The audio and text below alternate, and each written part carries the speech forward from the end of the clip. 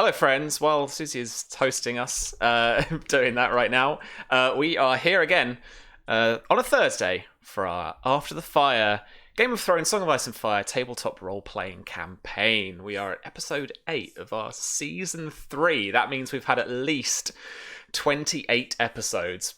Probably a couple more with different stuffs going on. We ran a little bit over in season 2, and we've had some prep streams and stuff in between that. That's just been like, we're coming up to our first year anniversary, aren't we, as well, folks? It's maybe a couple of weeks away, I think, if that. So we're looking a lot older. It's been a time, both in real life and in the campaign, I feel. We have the same group of people who were with us last week. Let's go around, have a little quick chat to them, and then we can start. Susie, did you host us? I did. Yeah, I thanks. did it because I'm a professional. How are you getting on? Sometimes when I remember to be, I'm good. I recorded a very fun little shit post today, which I made everybody listen to. I loved our it. Lorne Honor intro. I loved it so much. These are our stories. Dun dun. And yeah, I'm doing good. I think the cabin fever has hit, and any sense of normalcy and sanity has gone, and I'm just here now. So enjoy. Cool. And V, how's the isolation hitting you at all? You all good? How's the streams? You've been streaming a lot more, obviously. I think I've streamed virtually every day this week, but I've completely, like Susie said, cabin fever. I don't know what day it is anymore because I did my Wednesday stream of Tomb Raider on a Tuesday and didn't realize until 3 p.m. on the Wednesday that it was Wednesday, not Thursday. That's where I'm at. But yeah, streaming lots more, lots of Siege, lots of late night Siege. More streams with for us, Susie though. and James. Lots of that going on, yeah, in our little Susie Discord. wins games. Susie does win games. And speaking of winning games, no, that's a segue. I don't know where I'm going with that. Jason, how you doing, bud? I'm doing pretty all right. Yeah, Sorry, no. I jumped in very quickly with you there. Sorry.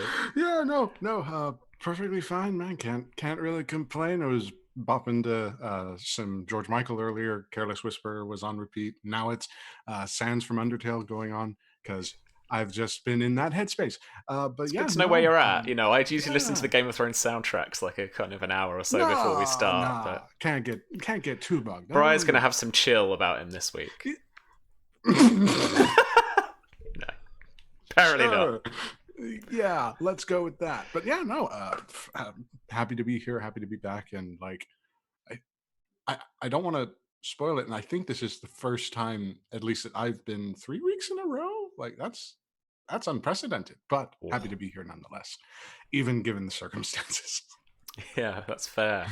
Yeah. And we may have noticed, Don may have noticed, that we've changed his frame a little bit, as he has literally no name. So I thought that would look the coolest out of the couple options we were talking about. But how are you doing, Don? How is the social distancing going for you, sir, this week? You all right? Yeah, I'm great. I don't really know anymore, like everybody else, what day it is. It's just kind of like what stream is happening today, what game is happening today. I'm running a lot of D&D right now, and this is really the only campaign at the moment that I'm playing in. And so I always am looking forward to it. It's been such a great story. But yeah, it's bizarre. The world's bizarre. I went outside yesterday to take a trip to the liquor store. A safe trip, as safe as one can be. Vital trip. And like I really saw vital, yes. But it was really like that scene in like a zombie apocalypse movie a little bit, where like people are going into stores and they're just taking things. I mean, we paid for it. we didn't take it. The law. Just making sure. But it kind of felt record. like that a little bit, But I'm good. That's fair. That's fair. Great. Around here, I seem to see two speeds of people. I see people who clearly just don't give a shit and are just going about whatever they're doing. Cars pull up and down here endlessly, it seems, and people get in and out of them constantly. And then there's like us who we've stayed in as much as possible. I'm doing a shop every 2 weeks, not every 1 week. But then we've been to the pharmacy a couple of times, one for Ash's asthma medicine, and then another today. It is weird. It is kind of weird. I think because it's quite a suburban part of kind of Greater London where I am.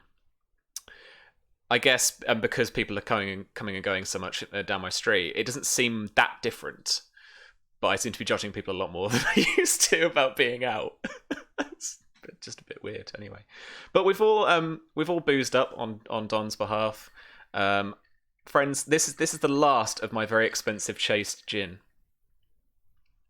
British made, beautiful, beautiful, beautiful stuff. So enjoy a drink wherever you are, and if you can't, get yourself down to a liquor store. It's a vital journey. All right, yeah, but otherwise I am good. All right, so we left off coming up to Alistair's trial last week, and with Myria in the company of Bryar and Robb.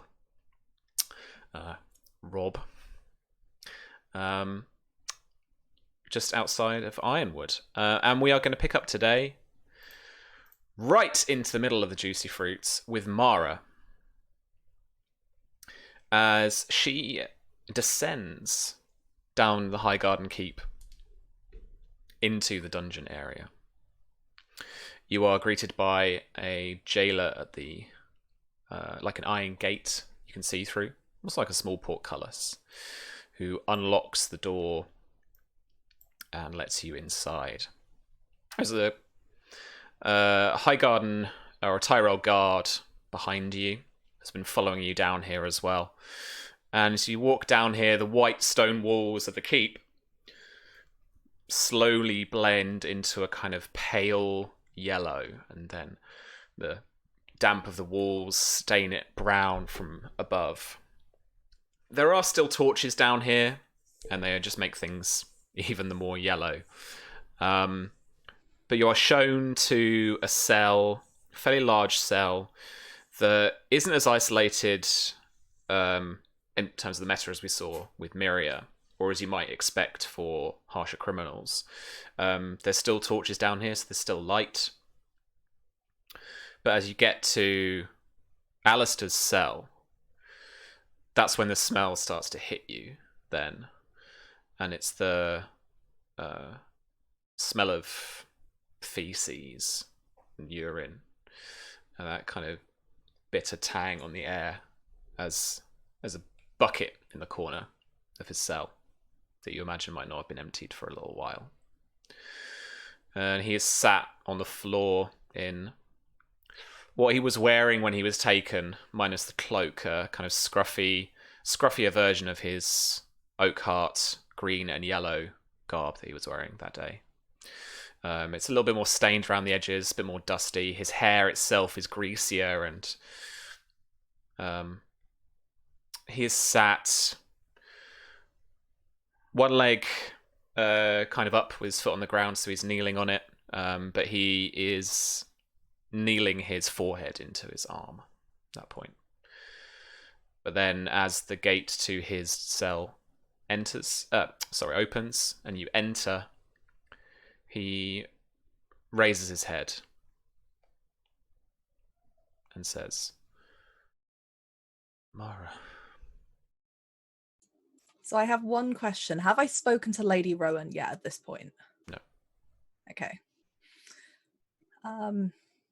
This was the time that was afforded you to go and see Alistair. So I imagine Mara seeing this, it's that horrible slow walk as she trails behind whichever guard led her down here to take her to the cell to unlock it. And she's welling up with tears. And in the moment that he looks up at her, she forgets about the dungeon. She forgets about the fact that he's greasy and unwashed. And she just goes over to him and kneels down beside him and just takes his face in her hands and gives him a kiss and just kind of runs her hands down his shoulders. She doesn't really know what to say to him. She just looks at him and she wraps him in a hug and she's like, "It's okay. I'm here. I'm here. How are you doing?" As well as can be expected. It's not too bad.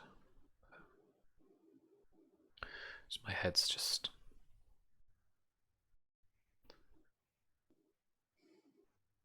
She instinctively takes her hands and hears as she's knelt down on the floor with him now, doesn't care about her dress getting covered in filth and dust. She just wants to be physically close to him. They're still deliberating on judges for the trial. The guy behind you coughs. She kind of looks over, shoots a look, and looks back, and she's like, I have every hope that this is going to go in your favor, Alistair. I really do. Your father's on his way here as well. I don't know if he'll be allowed to see you, but I thought you should know. How far? A few days, maybe. If not, sometime today, tomorrow. I don't know. I spoke to Sir Gawain. He was the one that told me he was on... Well, he was the one that was contacted about your father arriving. Alistair, have you thought about what you're going to say? What you're going to do? Yeah. And that is... I'm going to tell them the truth. But... Don, fuck off, man. That I wanted to arrest Sir Oliver. Good.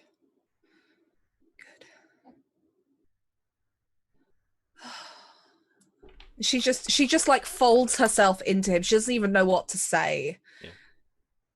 And she just looks at him and she's like, this is so selfish of me, Alistair, but I'm so scared.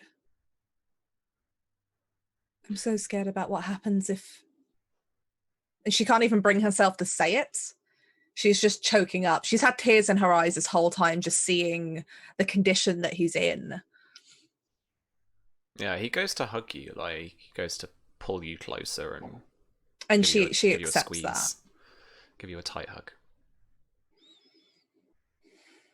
If the worst happens, Alistair, you know that your mother and father bear no love for me. I can't go back to Old Oak. They'll care about the child that I'm carrying, but they'll marry me off to the first person that it's convenient to. A half-Dornish woman that married their son. They don't care for me. We are husband and wife now. That doesn't matter. Whatever that is doesn't matter. You're an Oakhart now. My father's not like that. He'd take care of you. My mother can put whatever bullshit aside. I hope that that's true. Although I think that if the worst happens and your mother and father don't, there is at least some small safety for me for a time. At least. What would you do?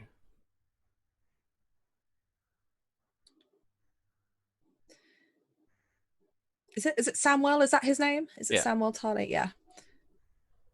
Lord Samwell Tarly. I've spoken to him. It's no secret. He said that if I needed it, if your family wouldn't take me, that he could offer me some small protection for a time, at least until I've had the child, and I can ensure that they're safe. And so am I. But I hope your parents would be. Staying at Old Oak would be much preferable to being sold off to whoever is politically convenient. But I hope it won't come to that. I'm sure it won't come to that. It won't. We'll be fine. I can't see any jury in the Reach convicting me of this. I hope so too. Just promise me something, Alistair. Promise me you won't demand a trial by combat. Please. He hangs his head for a second, and V, I'd like you to make a persuasion test. This is going to be against his passive will, so it's a simple intrigue. But it just means that it's something later on that as a player, you know that you've Influence. tried to do and you've Yeah. influenced, and it's you know. She'll go for, is it just straight persuasion or like persuasion convince? That's convinced, yeah, absolutely. Yeah. And I think I get, gosh, I still can't remember what all of the extra things are. One bonus dice, one keep dice. Okay. Here we go. So one bonus dice, and then I'll roll the keep dice separately.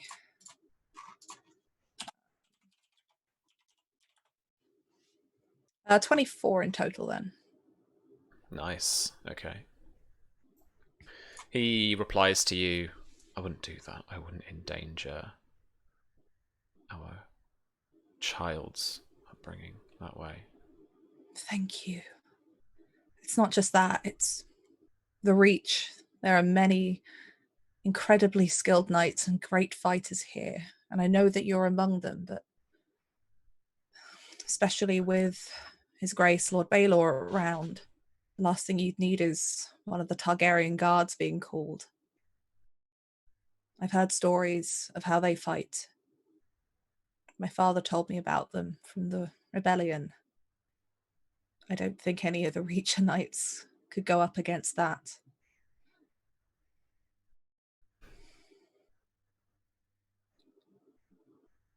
I'm so sorry, Alistair, that there's not more I can do to get you out of here, but there is nothing I can do except tell the truth when I'm called to that stand. You don't need to do anything more than that. The I don't plan guard to. behind you calls time on the meeting. And she holds him really close for a second and gives him another kiss and looks like holding his face, looks him dead in the eyes and says, I love you, Alistair. You'll get out of this. And he replies too.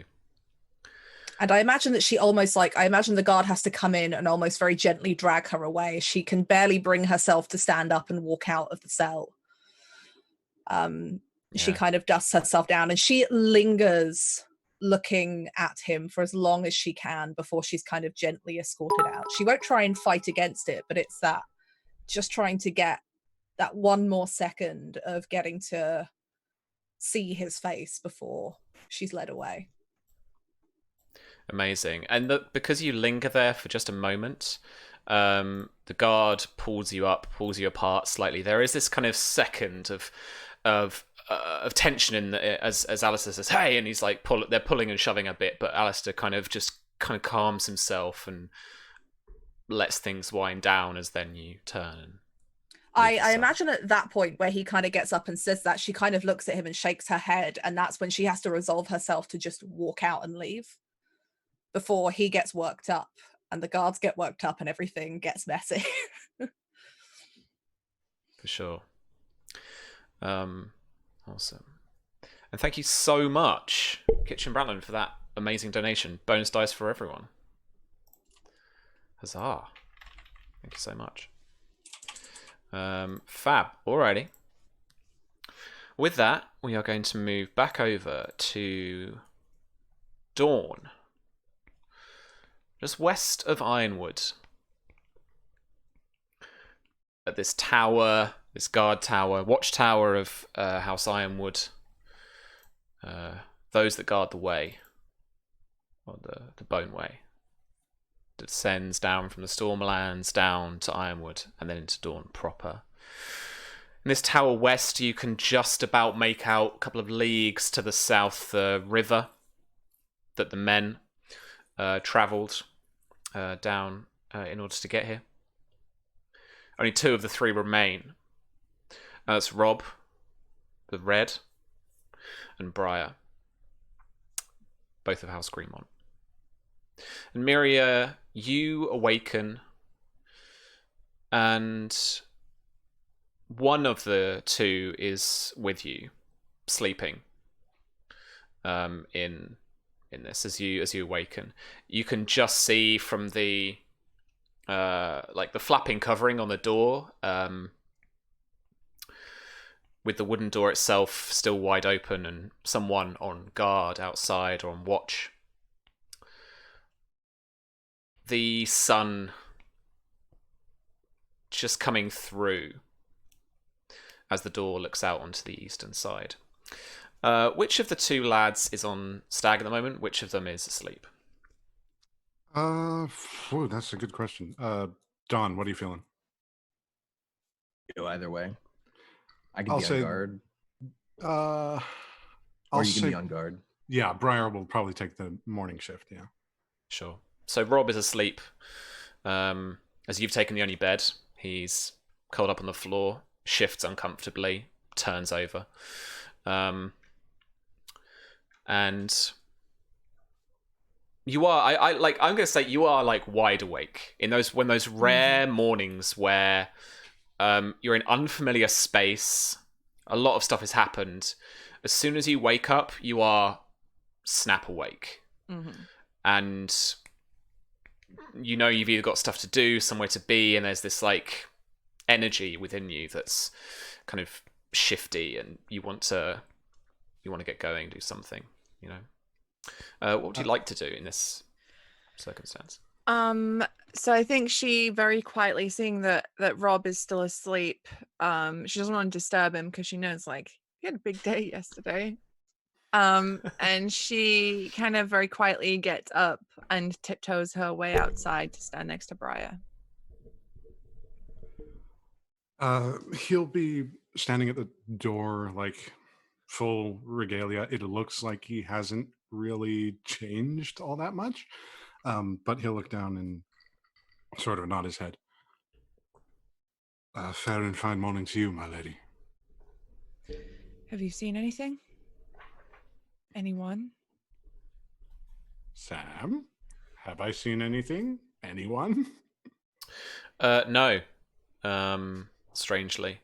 The only thing you have noticed is off far in the distance, and you've sat here for a while and you've played tricks with your eyes to try and focus better. Sometimes if you look just off to the distance of something, you can actually just in the corner of your eye focus on a shape or on something that you can then figure out what it is. And the fleet itself, far off into the bay, just that you can make out a couple of leagues away, has thinned out. Some ships have started to depart already.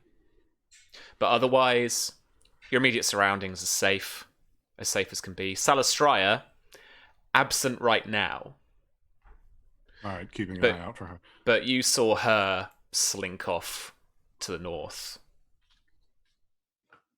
Cat slunk off a little while ago. The fleet's thinned. No sign of your intended, as it were. Daira. It's a strange choice of words. She's a friend. Aye. What of the keep? Have you heard much more fighting? No. Seems all quiet now.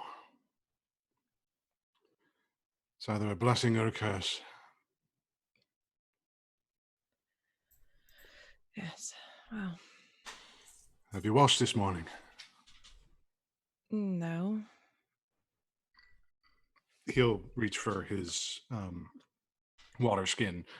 There's not a lot, but he'll offer it to her. And she looks at it, but she pushes it back. She says, "We're going to need that." Fair enough.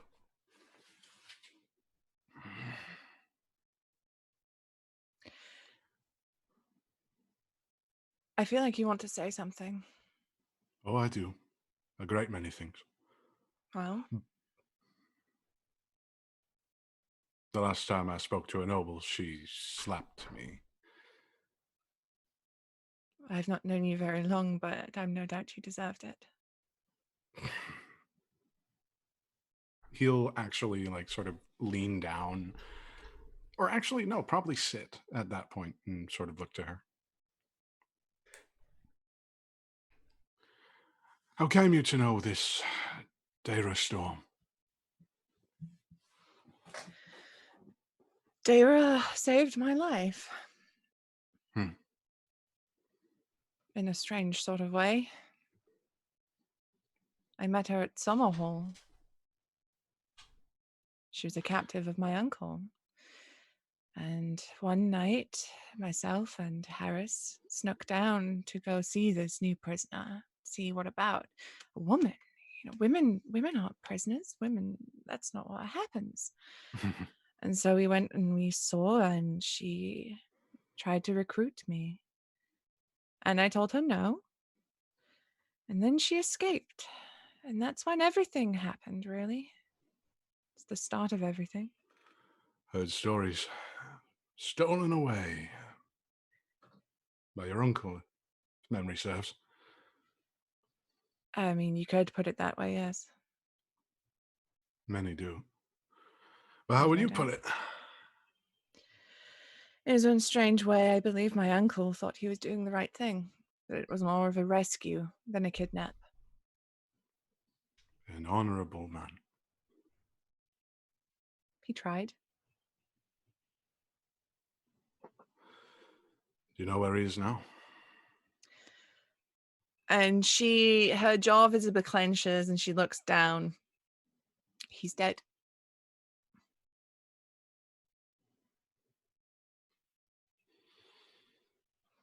Did you see it?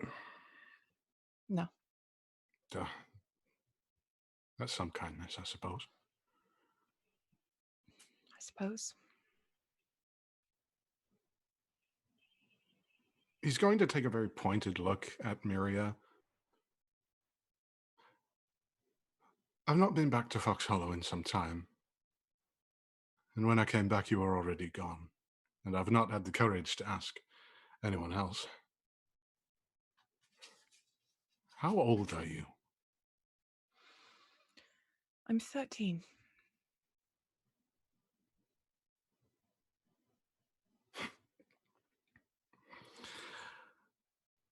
"20 years my junior, and I swear you've probably seen twice what I have." And she looks away. She's got kind of that far away look, and she kind of absentmindedly rubs her neck because I feel like she's probably going to be pretty sore there for a while after being choked by Marin Martell.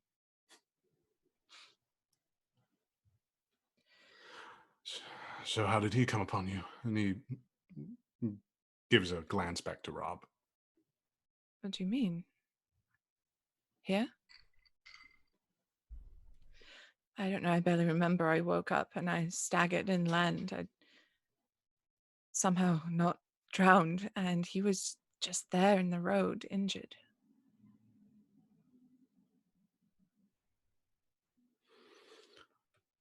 Sure, some people will call it a miracle. I'm very glad. You seem to be damn lucky. Is that what you would call it? Look. You're still alive. And you still have a home to go back to. Many men would wish for that, would kill for that. What happens when I go home, Bryar? Am I handed straight back to the Targaryens? Am I handed over to the Prince of Dawn who somehow wants me murdered? What? Would you face that alone then? I don't know. I don't know. Because apparently as soon as I get close to someone, they die. So I'd step back if I were you, Bryar, because I am a bad omen. He'll put his elbows on his knees and sort of like cradle his chin and just sort of look to see if she actually means that or if that's like a rhetorical sort of thing. Oh no, genuinely, Myria's like, everybody that has been close to me has died. He'll nod and kind of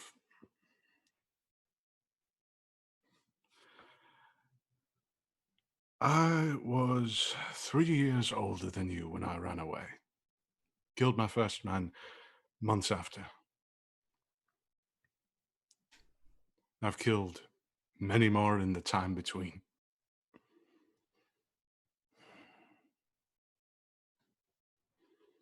Many have tried. And some were honorable. Some were righteous men.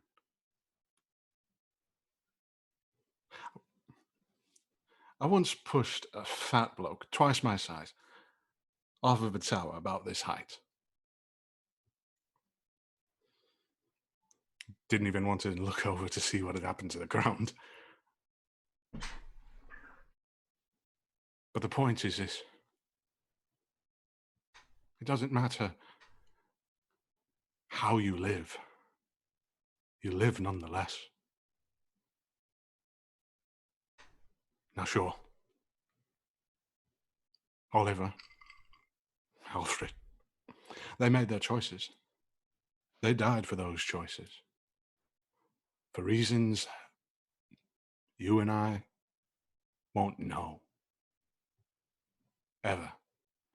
No matter how many times we kneel before a weirwood or ask in a sept.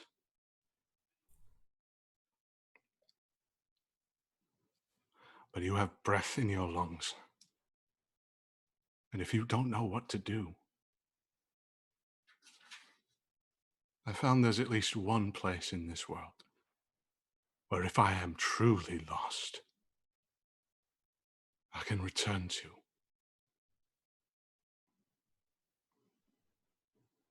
Where's that place for you? It was Fox Hollow. It was my home. It's where I grew up. It's where I remember being happiest.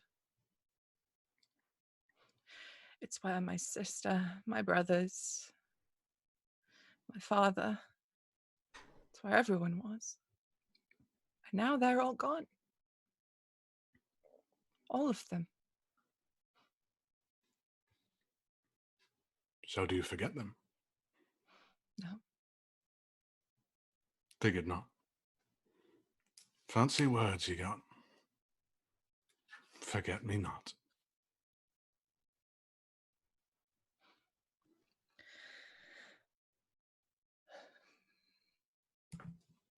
See, he leans forward in kind of a conspiratorial way.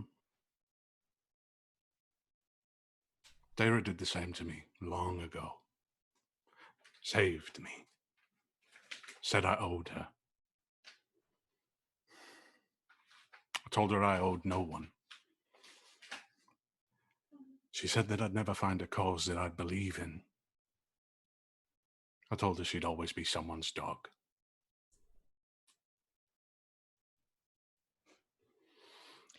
See, that's why she was right and you were wrong. Because she wasn't my dog.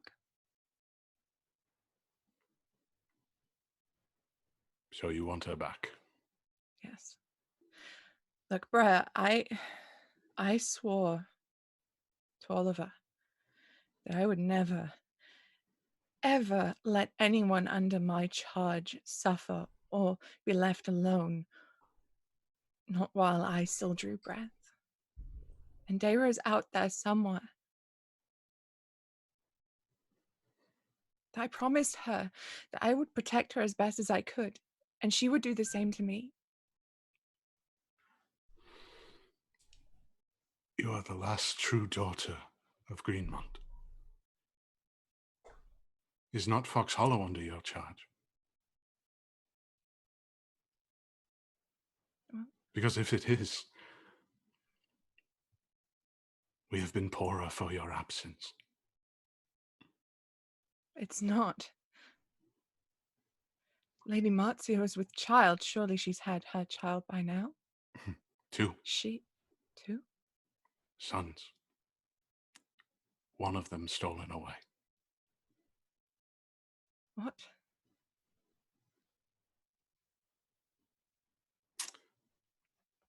There wasn't a Greenmont at Summer Hall. Now there is. I 2, see. actually. Who else is there? Lana, I think her name was. And a child. Whelan.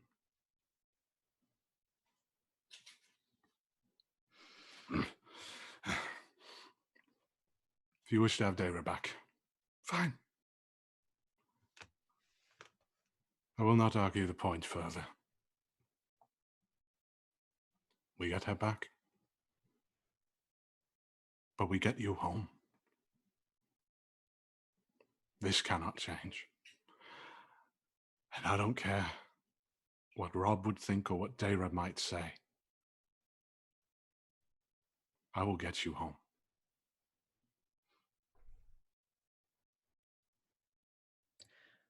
I will go home. But what I do from there is my choice.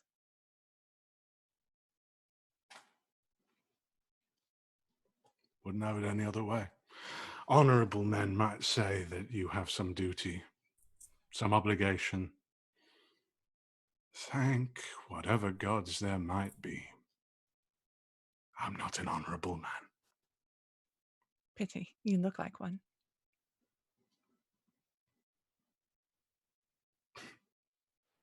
Do you know, I think that's the nicest thing that one of your kind has said to me. One of my kind? The most noble of noble ladies there are. And he bows his head very graciously. And she kind of rolls her eyes, and there's a hint of a smile at the side of her face. And it's the first smile you've seen from Myria because... And she sort of turns and heads back inside. Donnie, I Rob would- can have certainly woken up by now if you'd like. Yeah, I imagine he probably has, and he's kind of packed his stuff, made sure everything's in place. Is the door open? There's kind of a rough sheet that's hanging across it a little. Yeah. So, he didn't interrupt the conversation, but he probably at least heard that there was a conversation going on outside. Morning, Rob. Good morning, my lady. You managed to sleep at all last night? I slept some, yes. Good. I was too exhausted.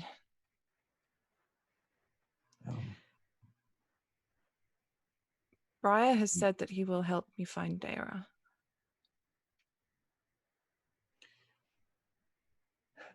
I see. Well, I can't say that I blame you for wanting to find your friend, my lady. But how?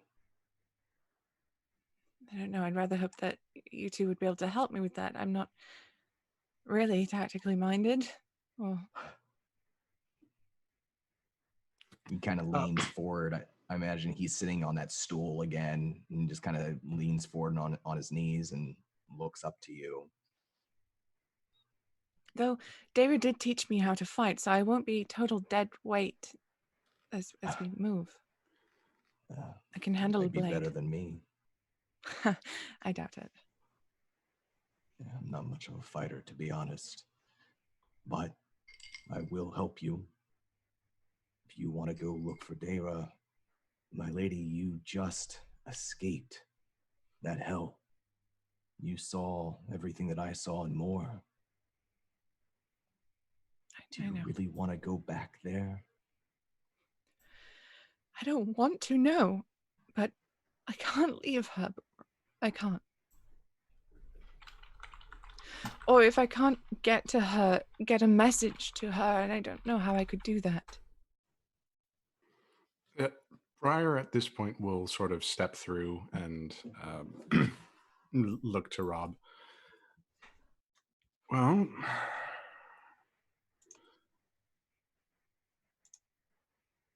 you survived through all of this. You don't have much blood on you. So I'd say you're a damn sight sneakier than I am. Is that about right? Yeah, I'd say so.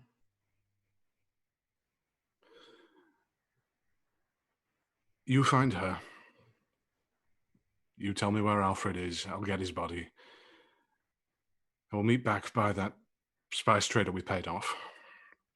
God's hoping he's still there. Robb stands up. And there's a harder look in his face.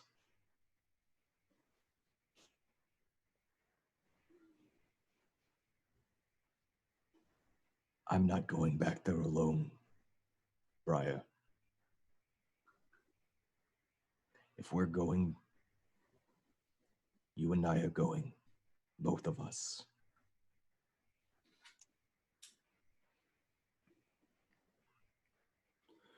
Do you think the bow will suffice? He's died once before.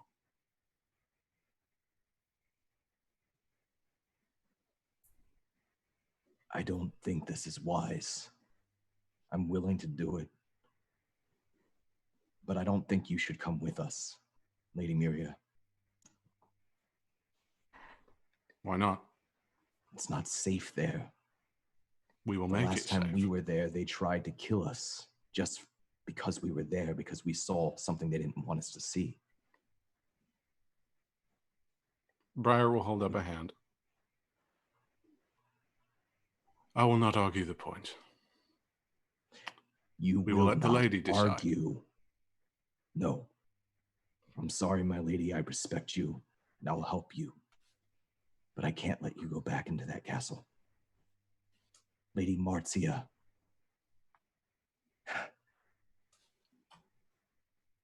She wouldn't approve. She wouldn't approve of Valfred being dead either, but... Bryar, enough.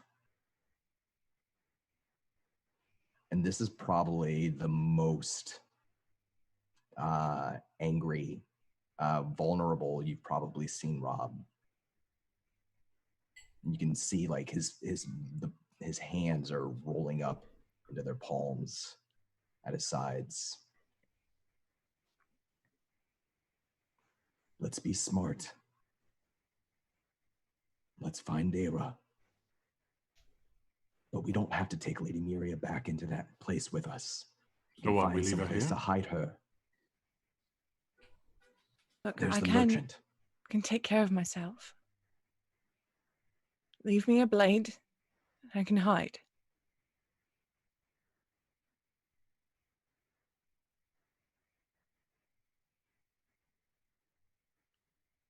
And if you can't find her, then please save yourselves. And if by some miracle of the gods you see Sir Frederick, tell him where we're going. We can trust him. It'll be a safe place.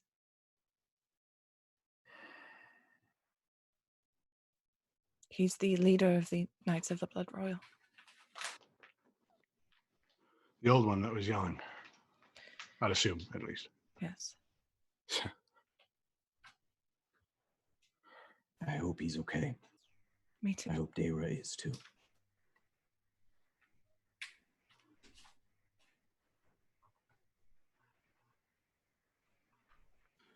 All right, I think I've got a pretty good handle on the plan, or at least what you intend to do.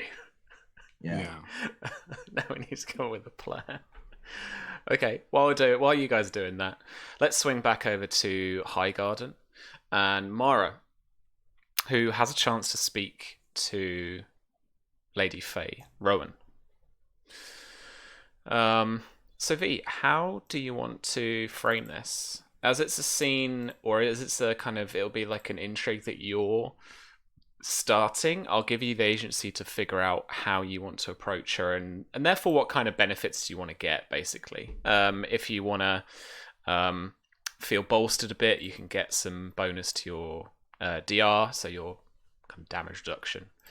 You can get other circumstantial bonuses like intrigue, defense bonus, and stuff, depending on what you want to get out of So the scene. Mara kind of already approached Lady Rowan because she went up to the Mace's Tower and found her there asking about Simon. Yeah. And she kind of waits until the Lady Rowan leaves and accompanies her down the stairs to talk to her. And I think that's as this takes place of them walking to this location, and she'll start with the stuff with Simon because that's her lead in before she goes into kind of talking about the trial. And I think out of this, she's trying to gauge the Lady Rowan's interest of getting to sit on this. But she's definitely trying to make sure that it's really clear that she's not trying to do this to gain favor and put her on the seat. She's looking for there to be some kind of fairness in who sits there. Because even Mara doesn't agree that old white Westerosi men should get to decide everything when there are women perfectly capable of holding houses. Yeah, for sure. It's her mother in her that kind of instilled that women can do things too. And obviously she has some admiration for the Lady Rowan because that was the precedent for getting Marcia in control of House Greenmont. Sure. Way back when at court. So where did you want to take her? In um, what situation? Because situation can play a vital role in kind of how people feel and how much people might open up. You know, this taking place in the middle in a corridor is going to feel a lot different than taking her to tea or taking her back to your chambers. Or I imagine that she walks her towards the Godswood. That is a place where Mara is finding some kind of solitude because it's like home. It's a place that she's used to. The weirwood trees don't scare her like they do other people. And she knows that the weirwood is either going to make people uncomfortable like it did the Tarly boy, making them a little bit more receptive, I guess, to what they say in the presence of the weirwoods, because even the people that don't follow the old gods have this kind of strange feeling around them, it seems. That's what she's known growing up. Or people feel very at home there. And it's even the deceptive people in court sometimes feel uncomfortable lying in front of the gods if it were to be that, or being deceptive in front of them. So I imagine that's where she walks her. okay, cool. I'm going to give that a +1 to your intrigue defense because this is somewhere that you feel a little bit more safe, and other people are a little bit on the back foot with it. Cool. All right. So let's, as you take us to this Godswood, she sits down on a bench nearby the three singers. These three great white weirwood trees. One of them looks like today that they're singing, its mouth agape with song. Another is crying at the song. Another seems to be laughing at the song. From what you see from these three faces in these trees. Let's roll status breeding for initiative and... Okay.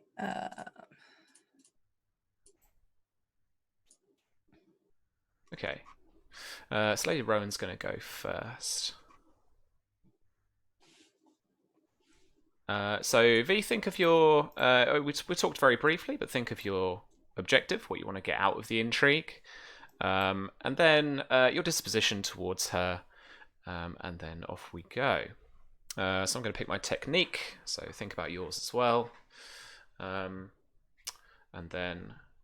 I do have one question before we begin. Yeah. Does Mara know about the Lady Rowan's past with Simon? Is that something that she was aware of? I don't think she does. From the way that you're asking, I don't think she does. Yeah. For sure. Okay. So she sits, fairly short lady, with blonde hair that's been curled and brought round her side in a somewhat of a Dornish fashion. Her noble dress is somewhat reminiscent of both a Reacher house, a northerly Reacher house, bordering on the Westerlands, of light wool, but then accented, and there's some silks draped over as well. And she's playing the shoulder pad game as well, as this lady's Marshal of the North marches, as she's now known, and she's doing that Dornish fashion for big old shoulders. She's doing the old power dressing. So yeah, she sits down quietly, and she actually looks round at these ghastly faces in these trees, and she says, I had almost forgotten these were here. Not many people come to visit them, I imagine, at Highgarden. No. Some to pick the herbs, I might wonder. But not many actually visiting the trees themselves. What I about find you, they- my lady? I find they tend to scare people, but I was brought up with a weirwood grove at Fox Hollow. The trees don't scare me. They're like old friends. Something that reminds me of home. Their faces change, don't you find? This one seems to be singing, one seems to be crying, and the other seems to be hysterical. My father always told me that the faces of the weirwood change depending on what's going on, depending on how you're feeling, depending on what you're looking for from the gods, or what it is they might want to show you that you're ignoring. I've never quite worked out which one is right, but it pleases me that they look like they are singing, mostly joyful. The last time I was here, they looked wrecked with despair. I can imagine it's been a very hard time for you. I saw 2 brothers die. My father died on the way to my wedding. I thought those were the hardest times I would ever have to deal with. I never thought I'd have to see my husband locked up in the Highgarden dungeons. Have you ever been down there, my lady? It's horrible. The conditions. We have dungeons down at Golden Grove. I am aware of what dungeons can look like. So what of Simon? Your My brother. third brother? Yes, the youngest. I don't know how much you... I don't know how you know my brother, my lady, but he was an intelligent man for the most part. He seemed Except when it came to people sometimes. Sometimes he just couldn't work them out. Or perhaps they couldn't work him out. Yes, well, he was here at Highgarden. He came to entreat with me. I see. Yes. Well, the last time I was here, he was with me also. The last of my brothers until the Lady Marcia bore 2 sons.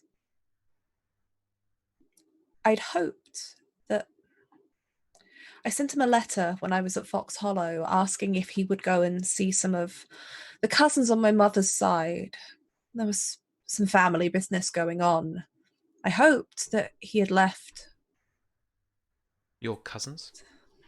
The Blackmonts, yes. There was some mix-up, some misunderstanding. My sister Myria was kidnapped by our uncle, from what I understand. We didn't know if they had anything to do with it, if they knew anything. Yes, I'd heard the rumours. I asked if Simon might go and visit them to find out if anything had been going on, if they knew anything, if they planned to do anything about my uncle's treachery. But when I came back to Highgarden of recent, I hoped that maybe he'd left a letter for me, but there was nothing. From what I can gather, he disappeared. I thought maybe you might have some knowledge of where he went, or what he's doing now. I don't know where he went, but I know that he has almost certainly disappeared, my lady. I spoke to the maester. He was reluctant to say anything, denied even knowing my brother. But I feel like, if anything, he sympathized with me, just for a moment. I'm sure he understands what it must be like to lose brothers. And it's one thing to lose them to war and know where their bodies laid before being taken home, but it's another to have one vanish entirely. Apparently, Simon was sticking his nose in perhaps where it wasn't welcome. I know that he was getting himself involved with the spymaster here at court. All the maester could tell me was that Simon had been dealt with. I don't know what that means. I don't know if that means that he's been shipped off somewhere, if he's sitting, rotting in a cell, or if he's buried in one of the wheat fields, somewhere just outside of these walls. But She he's... pulls back a bit at that. But we're going to roll some dice. She's going to roll convince as she's making headlines of inquiry. So 15 versus your obviously slightly improved intrigue defense. Intrigue defense. Sorry, where am I looking for this, Sam? It's been a while. If you look on intrigue and combat tab on your character sheet, and then at the top left, roughly speaking, it's 10. With that +1 I gave you. So 11. 11. So 11 gives you she's just shy of 2 degrees of success. So it's 1 degree, and with that she's going to do 3 composure damage to you. Obviously minus your DR. Whatever your disposition is to her will soak some damage before you apply it to your composure. All right. And over to your action. Okay, I think at this point she's I think curious as to how the Lady Rowan knows her brother. So I think she's going to,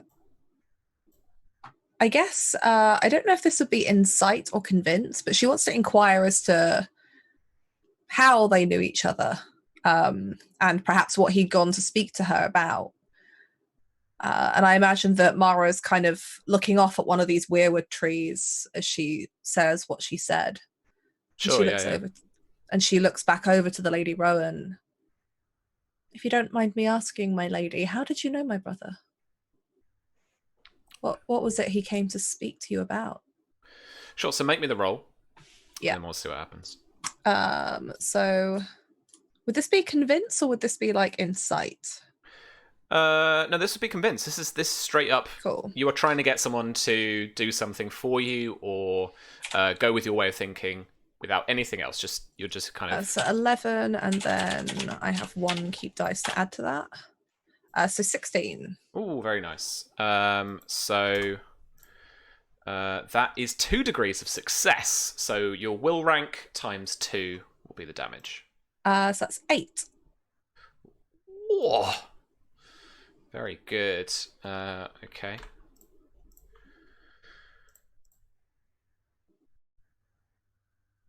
She looks about for a second, and then she leans in a little closer.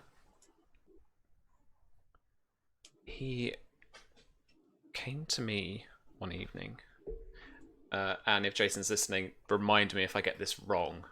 It's been a while. This is stuff from, I think, like season 1 or something. He came to me, and while he was speaking to me,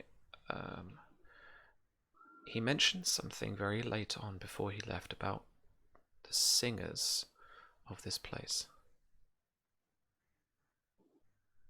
That I should be wary of them. And it has given me a strange sinking feeling in my stomach ever since. As I have navigated these halls and have held my own in court, I've slowly been making inquiries into the network of mummers and singers here at Highgarden. I believe they are informants of some kind. My best guess, really, is the Lady Desmera. You can only hope. Or, worse still, Blackfyres. Or perhaps they operate themselves, sell to the highest bidder. I'm not sure yet.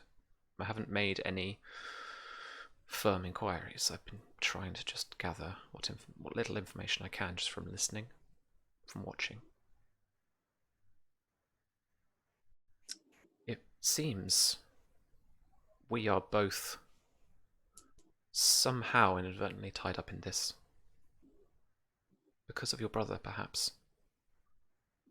I wonder if perhaps, after all this, no matter the outcome of the trial with your husband, you might help me here at court. I'm just going to roll quick.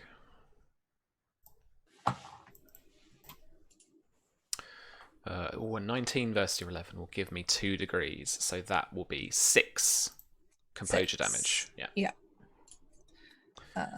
Minus whatever Math DR is. times.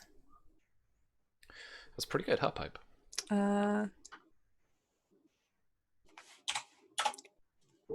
Mara will look at her and say, I've also been told the same about the singers and the mummers here. I don't think it's any secret that they are the ones that wander among us, hearing everything. Think about it. When was the last time before you were suspicious that you thought about anything that might be said in the presence of a singer? But it turns out that perhaps, my lady, you are right. I believe many of them belong to the Lady Desmira. It's the impression my brother gave me from his talk of speaking with her. I haven't had the pleasure. But there is something happening within this realm, and I don't know what it is, but I feel like I'm standing within it, waiting for it to happen. I do apologize if my brother has wrapped you up in any of this, but you mentioned the trial. It's actually one of the things that I came to speak to you about, my lady. I should preface this with something that I don't speak words of flattery for the sake of saying them, but I admire you. It is because of you that the Lady Marcia holds Fox Hollow still. Had you not been a woman who stood for her house, I would have had no grounds to ask the Lord Tyrell to ensure that Lady Marcia could continue holding House Greenmont until she had sons. So I thank you for that. Despite the fact I'm sure the Lady Marcia will never allow me to step foot there again after everything that has happened. I'm grateful. There's a slight smile on her face as you're giving her this. Yeah. I'm grateful that my father's house gets to stay in the hands of a woman that he loved and admired, rather than being married off to whichever lord seemed the most convenient. And I have you to thank for that, so I am grateful. And I am not trying to sway this trial. I believe my husband's innocence, I do. But I hope the gods will see fit that others shall too. But there is a space on that jury, on the jury of judges, for one more. Word is, Lord Hightower is due to sit there. I had Now, heard. I'm sure the Lord Hightower is a greatly respectable man with good honour. But I have grown tired of seeing men make every decision and every rule in this god-forsaken realm. When there are women like you, like my mother, who are strong and just as honourable and just as proud and just as capable. And I was wondering if perhaps you would be interested in taking that place instead. You are a well-respected woman, and I don't ask this because I want you to favour Alistair, or because I'm asking you to try and push this, to push his innocence. But I'd like to see a jury that is fair, a jury that represents the nobles of the Reach, of which you are one of them. Her demeanour changes slightly. Her shoulders have strangely broadened slightly. Thank you so much for the raid. Oh, coming in. Hello, raiders. You're just coming into the juicy fruits as we're in the depths of an intrigue. All right, yeah. So her shoulders have strangely slightly broadened. Her demeanour has just changed, and she says, "In this fair jury of yours, how do you hold the influence to decide surely what His Grace, Prince Baelor, will choose?" I hold no influence at all. I cannot simply walk up to him and ask to put you on that jury. Then, my lady, on what grounds do you have to ask me and place me there if I say yes? I can't promise that I can, or that anybody can, but the Lord Costain spoke to me. I don't know what his motives are, I will be honest with you. He has been friendly with Alistair and myself since our wedding. It's no secret that in the rebellion, he and my father were allies of some sort, and I know that rebellion split houses. But I don't know why he cares for me, but he was the one that Oliver admitted what he'd done to. I think he feels responsible. He was the one that told Alistair what had happened. I don't know if he feels bad that perhaps Alistair took his word and acted on it too rashly, without really understanding what he was walking into, or what outcomes it could have. But he seems to think that he has enough influence to place somebody on that jury, that panel of judges. He spoke to me about who we might decide would be there, and I refused anybody that stood something to gain.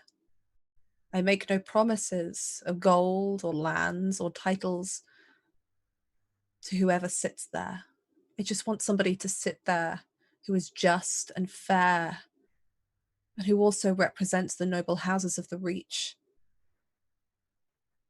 The women of this realm have long gone underrepresented. How often are their opinions asked about their houses?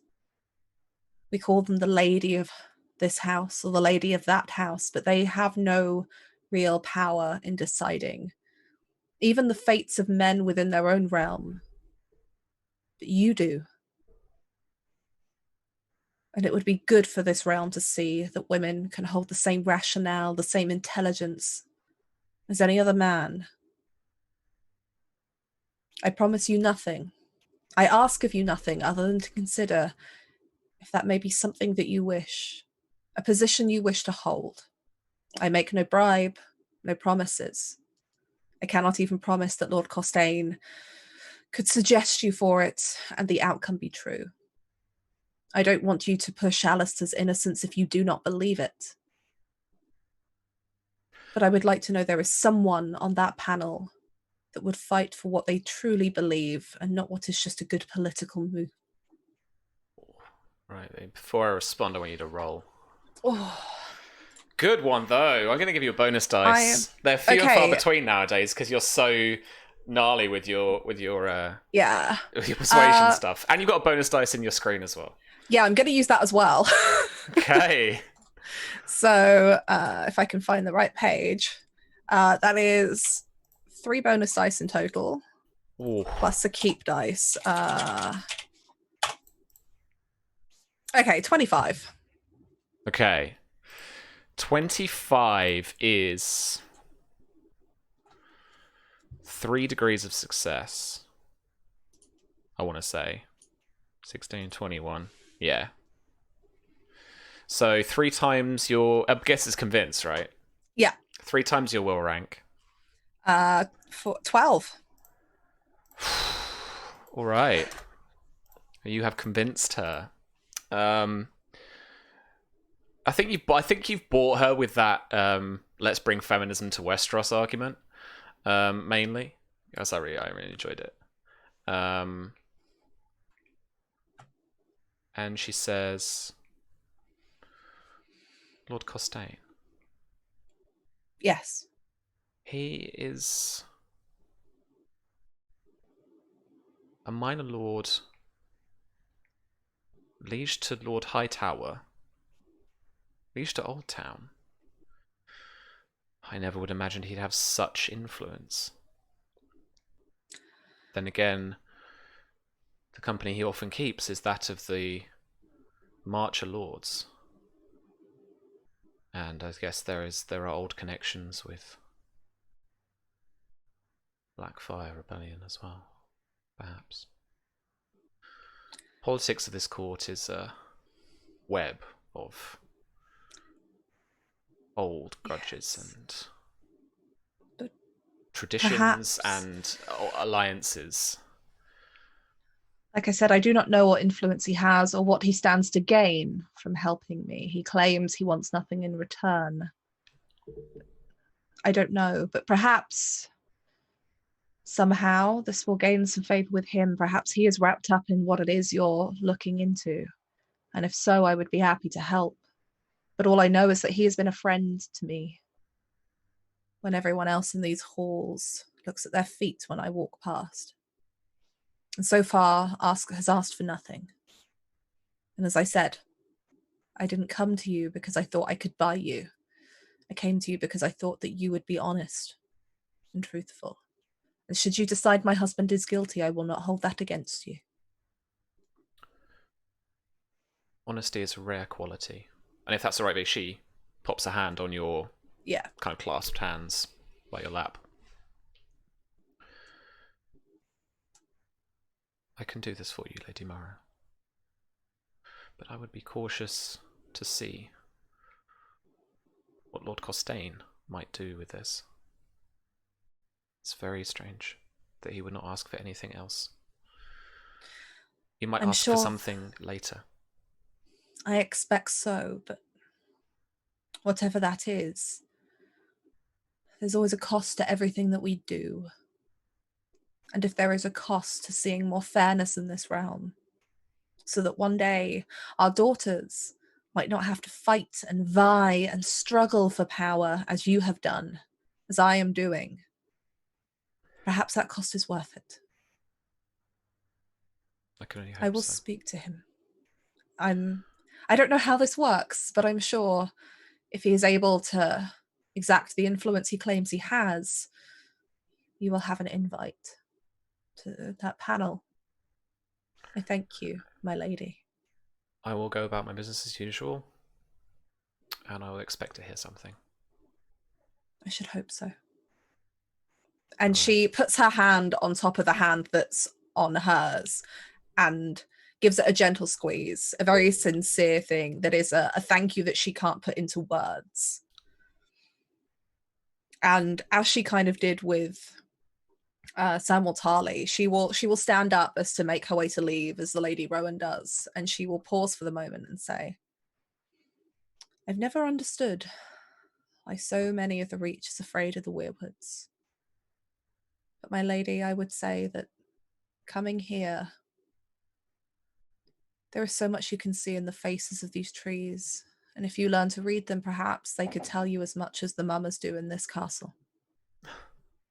Sound like a mystic now, or a wood witch.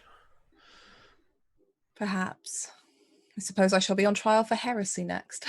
She kind of laughs and nods her head and goes to leave. Yeah, she gives you the pleasantries and off she goes. Mara mentally ticks off that in her head and she's already switched onto the focus task of Lord John will be arriving. Yeah, and that's affair. Yeah, at some point soon. So you make your preparations with Costain, and then very shortly that day, you are then, along with the rest of the witnesses, essentially isolated, just put under a house arrest, so that there can be no more colluding with anybody, at least, with some very, very shady goings on in the Weirwood. Okay, let's swing back to Dawn and to House Ironwood. Friends, I would like you to tell me how this is going to happen, because, I mean, I know the given circumstances, but I don't know how the hell you're going to pull this off. So Robb has a plan that I think you'll pitch to Bryar, but sure. In short, it's not the stealthy plan. It's the approach under the banner of House Greenmont, and your house, our ancient ally, has just been attacked, and we are here to find out what's happening and see if we can help. That's his plan. Good. Strong. That's And a if there's plan. if there has to be a conversation between Robb and Bryar, that's fine. Absolutely. Yeah, have a chat. And is Myria, where did we land? Is Myria going to hide in the tower, or are we going to take her to the river? This is absolutely up for discussion. So Yeah, Bryar explicitly wants her to shelter in place and wait for Salistraya before we actually move on. I think that's wise. Yeah, because I think Myria would posit that, like, I could go wait with the guy at the river, but what if he could, people are easily bought, right? What if he just goes, oh, hey. And we don't know that he's even there, right? Yeah, also that Castle too. Ironwood just got bombed, basically. If I were him, I wouldn't stick around. And part of Myria's brain would be like, they're just saying that to get me away from the immediate area so they can just pick me up and just take me off anyway. So she's like, no, I'll stay here and I'll hide. Yeah. So wait for Salistraya and then you'll have a sleepy cat with you, for sure. We'll curl up with you. We'll curl up with Myria for sure. As they're probably walking, Bryar would probably try and preach the tenets of let's just get Daemon. Let's just not do this weird deception thing. Let's just go in. Nobody will notice a couple of people with swords. Let's just go get her and get out. Bryar, this isn't deception. I want you to understand something. And I'm sorry that I snapped at you earlier. But this was Sir Alfred's mission. And I know you don't care much for the dead, but I cared a lot for Alfred. And do me 2 favors, Bryar. Don't speak ill of the dead in front of me. Please. And just until we get her home, follow my orders. I'll listen to your counsel, but I need to know you're with me.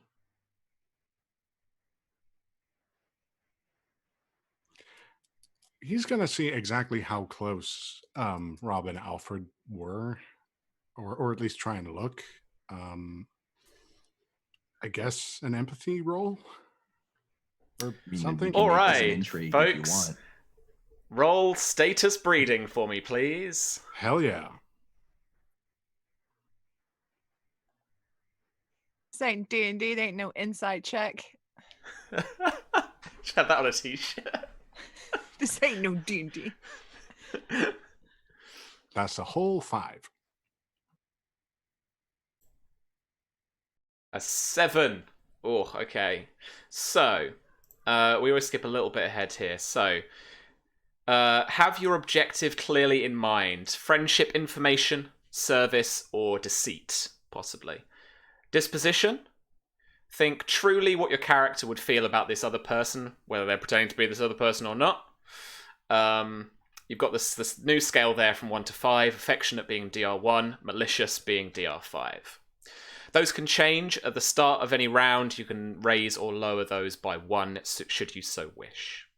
We've just rolled the initiative roll, so the first thing I'd like you to do, guys, is pick your technique for this round, which is going to be one of your your persuasion specialties. And then we roleplay. This is the exchange, and then at the end of the exchange, Dom will roll first, and then Jason, you'll roll second. I imagine they're walking from the tower. It's not a long walk back to Castle Ironwood. You can kind of see it in the distance, right? Mm-hmm. Are the walls still standing? Have the walls been knocked down by the scorpion bolts? No. As you get closer, there's some superficial damage.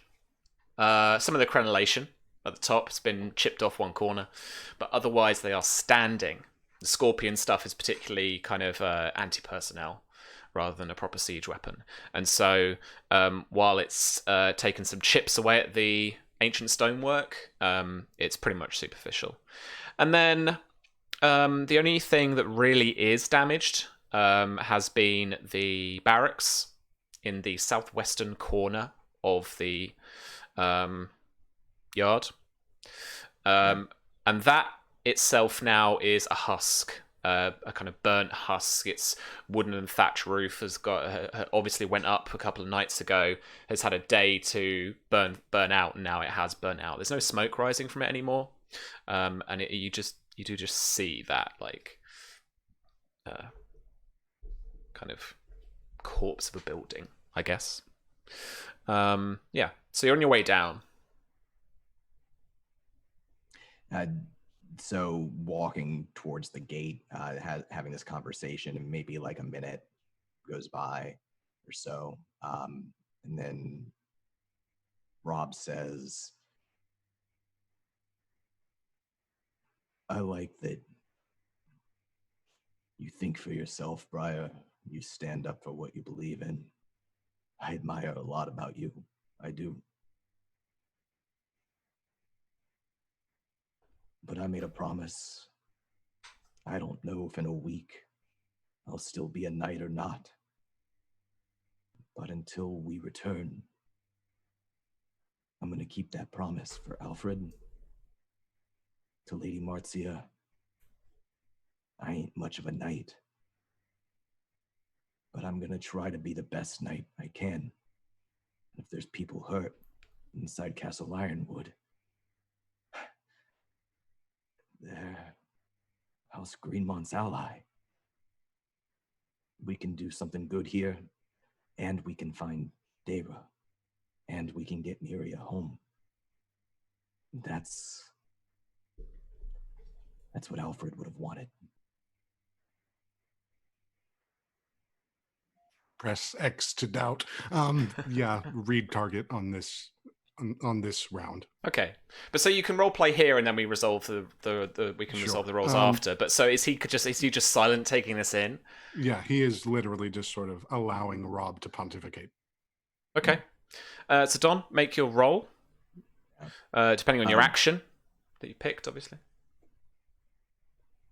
Robb kind of gives like a weak, tired, vulnerable flash of a smile right as he finishes what he's saying.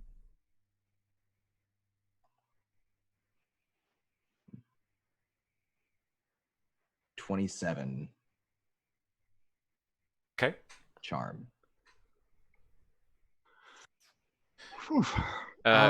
What's your intrigue defense? Not good. Jason. 10. So this is going to be 4 degrees of success, the full 4. And the influence rank, is it a charm, Don? You said it was? Yeah, this one's a charm. So this is going to be your persuasion rank multiplied by 4. Be 8. Okay. So 8 composure damage for you, Jason, minus your DR, and you can take frustration, which is a -1 dice, in order to reduce the incoming influence by your will rank. If your frustration equals your will rank, then you are defeated. I'll take full damage. That will not bring me down. Okay. But okay, just still in the game. Okay. So roll that retarget for me. So awareness, empathy versus Don, your passive deception result. So that's the little number in the corner of your ability score. I'm gonna pump in my bonus die. You have a test dice as well if you really wanted that. Must you tempt me so? Yes. Just the bonus die. Just the bonus dice. Okay. Just the bonus.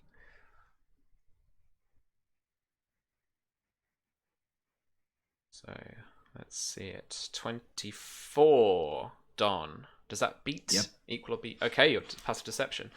So, Don, what is Robb's current disposition towards Bryar? Indifferent. Okay. And what was your last technique? Charm. Cool.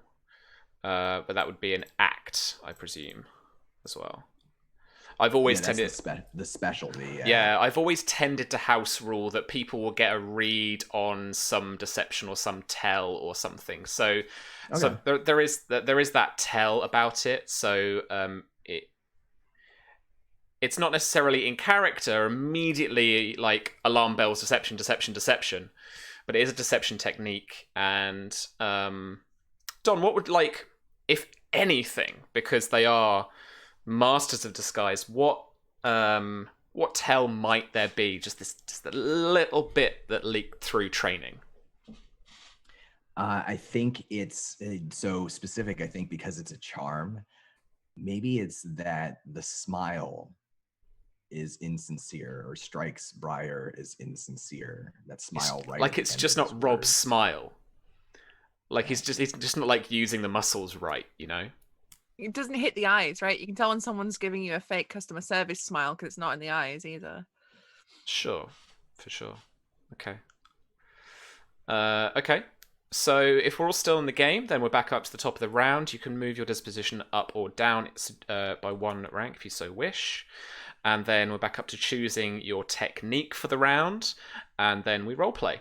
And then resolve actions at the end. So it's over to you guys for the exchange. I think he just keeps walking for the moment, you know. Looks like he's focused ahead on where they're going and what they're doing. Fine. Fine.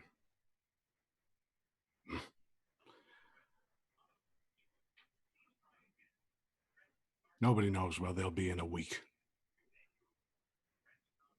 But I know this. We don't find her. And he'll put a friendly hand on Robb's shoulder. We'll make a young, very noble lady very, very sad.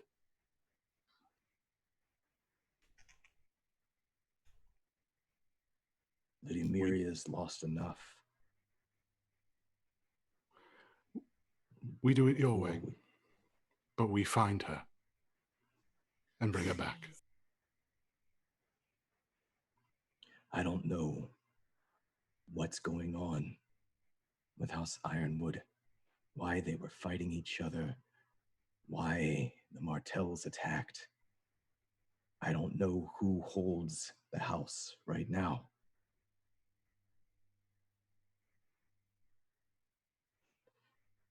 But we're House Greenmont, and whether it's the Lord Yronwood or this knight, Sir Francis,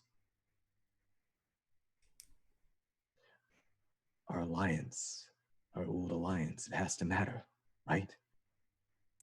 Don't you think? Sir Frederick, you mean? What did I say? Francis. I think I might be right. Francis or Frederick? Wait. I think it might be Francis. It doesn't matter. Spider-Man. Is it? Yeah. Oh. Ooh. I mean, I made the character up, but I forgot. Fair his enough. name. But, yeah, so he would have said the right name. That's a Don slip. Yeah. Really but, though? I liked it. Okay. Yeah, he says the wrong name. I think at that point,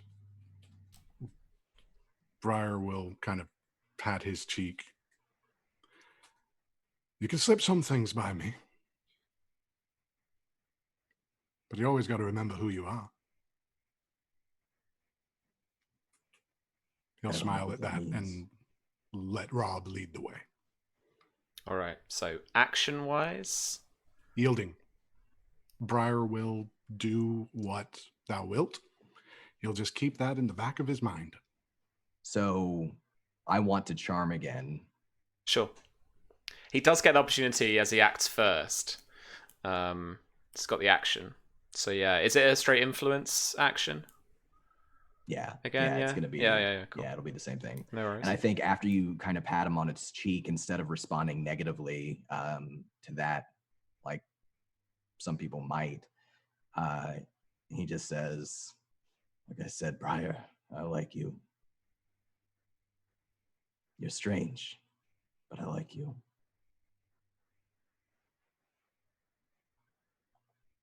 Okay. 29. Oof. It's 4 degrees again. So it's going to be the same, which is 12, wasn't it? Oh yeah, and I didn't really add in my crits before, but I'll do it this time. Oh, yeah. 2 crits. That's like 32. It would have been 32 last time too. Yeah, powerful hit. Let's count it now. Yeah. So yeah, this is like 6 times 4. 24 damage. Oh yeah. Congrats, you're back to friendly. You raise his Oh yeah, what's it do? so because they all have specific things. So you improve your target's disposition by 1 step. In addition, you gain +1 dice on all deception and persuasion tests in your next intrigue against them. Oh. I think I've only ever used convince before. That's cool. Yeah. So like the meta of it is like you get them on side first, and you got these bonuses, and then you kind of lay down a slam dunk with. And I want you to do this because I like you, or you like me, so do it for me. That kind of thing. All right. So yeah, I think there is certainly now suspicion for Bryar, but I think because the effect of the charm and the actual defeat, unless you want to burn a destiny point and decide the consequences if you're in defeat. I don't have any destiny points to spend. That's fair. Okay. So it's sort of like a momentary, like, yeah, sure, maybe. Yeah. Like, Robb's always been kind of funny. At least we've found him funny before. And so that is kind of overriding your common sense a little bit, I guess. And yeah, there is just a momentary thing of like, that's weird, he's not right. But I think particularly the thing about Faceless Men is that this near perfect disguise is also magical in nature. And it's like, would someone immediately go, he's not himself? Or would they just go, it's fucking bump to the head or what? Like, what is this guy He's about? stressed or something like that. Yeah, but he's... Best friend just died. Yeah, or maybe he's trying to maybe he's trying to deceive me because he just wants to get his way. People often look at it, it's like white lies, right? People are lying to just try and get someone to do something. Maybe he was doing that, but I think there's certainly, for the arc of it, some suspicion now of what is Robb really up to. There's just something odd about him that's going on. Okay, so friends, you approach Castle Yronwood. What do you do? I mean, the gate's closed, right? So you come. Or is the gate open? So you come to that northerly gate that you approached before, and outside there's essentially a kind of a queue of travelers and merchants, maybe with little caravans. It's not too long, but as you approach further, you can see that the guards are taking their time about letting people through, letting people in, and checking them over. So which guards are they? The knights, or are they like the garrison? These look to be the garrison. Spears, shields. Yeah. But they're letting like people, non-military people in. Mm-hmm. All right. He kind of looks aside to Bryar and he's like, imagine we can just get in line, go through, be honest, and once we're in, find out who's in charge and speak to them. I'm going to try and notice and see if I see Dayra anywhere. Okay. I'm not going to get you to roll. You take a good look around the caravan. You take a good look around the crenellations. You even glance left and right to the east and the west side of this road to see if you can see any semblance of tracks or any evidence of her, or even just a Where's Wally of her, or a Where's Waldo of her, randomly pops up. She's nowhere to be seen out here.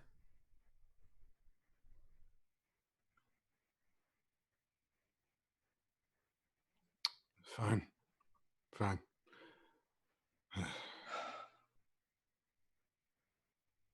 He kind of freezes for a moment as he's looking up to the gate.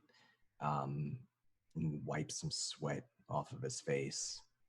He It's nods his already a head. hot day as you guys have come down here. It's probably at least mid-morning, if not coming up to lunchtime. Summertime, Shield like very early close to my summertime. side.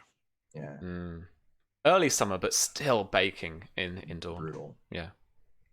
And he'll kind of swallow nervously and move forward to re-enter Castle Ironwood. Okay. As you move forward, there's two guards wrapped up in the garrison colours of House Ironwood, with their wraps and their pointed helms, spears, long blades at their sides, shields as well. There's one who just wears a long blade at his side, but has his arms free to speak to anyone coming through. And he asks you to names, any papers, what's your business? I'm Sir Robb of House Greenmont, and this is my friend Bryar of House Greenmont. Mm-hmm. We've been sent this way by the lady of the house to deliver a message. But I see, now that I'm here, that something terrible has happened, and I would like to present myself to whomever is lord of this house and offer what assistance I may. Lord Horatio's not taking visitors. Bryar then pipes up at this point.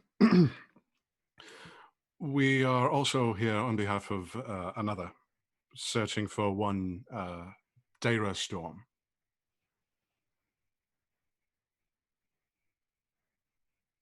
Yeah. Gregor. Yeah. What's the name of that bitch in the cells? And he repeats her name.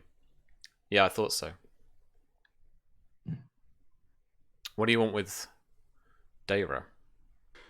We are of House Greenmont, united with the House Blackmont long ago. Well, not that long ago.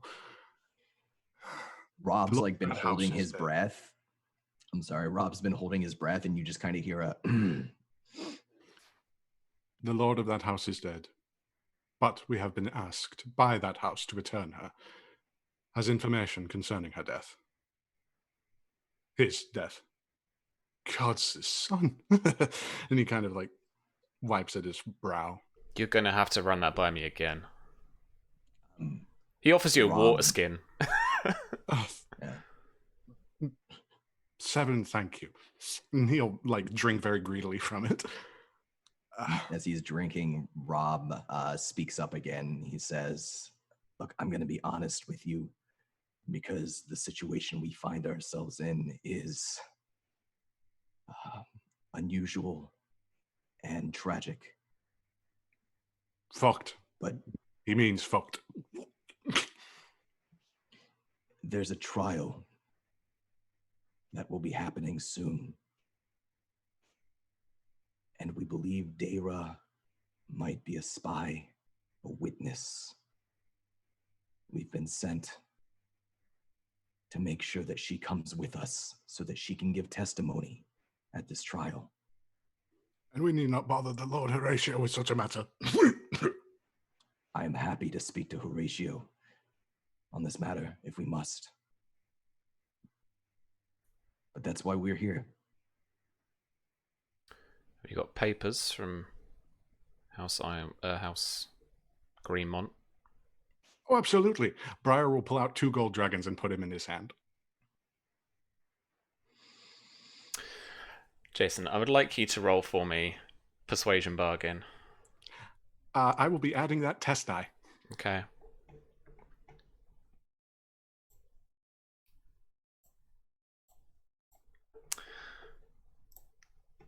So, Don, how how loyal were these guards you rolled up?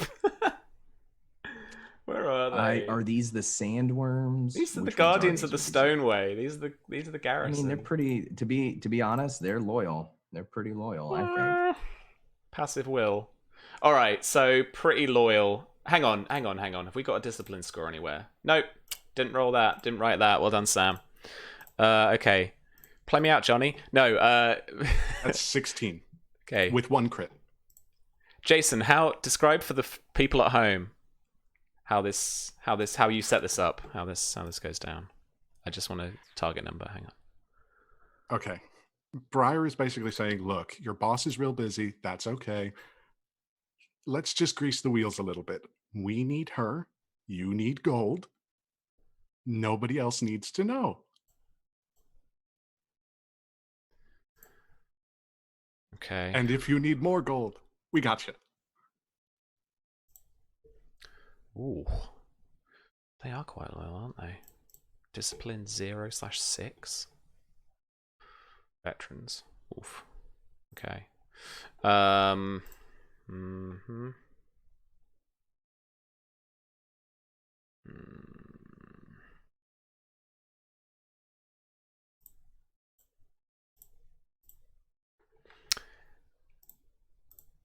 There seems to be an expanse of time as he looks down at the gold dragons,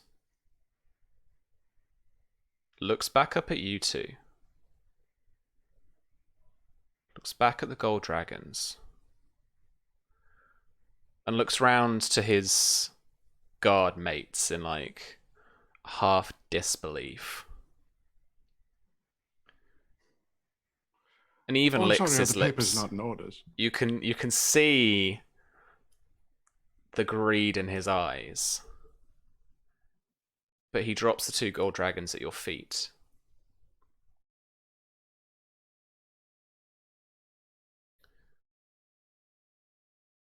Lord Horatio isn't taking visitors. Now I suggest you go the other side of that mountain range behind you.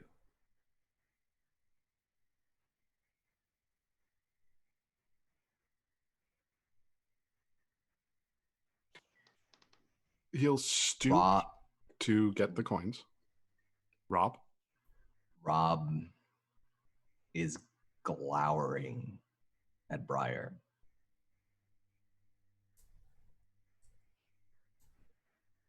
I told you. I'm sorry for the inconvenience, my friend.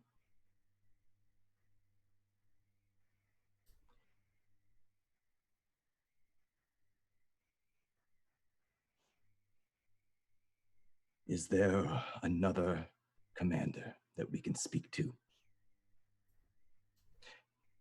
This man should not have attempted to bribe you. I am a knight, an ally to your house, and I've come a long way.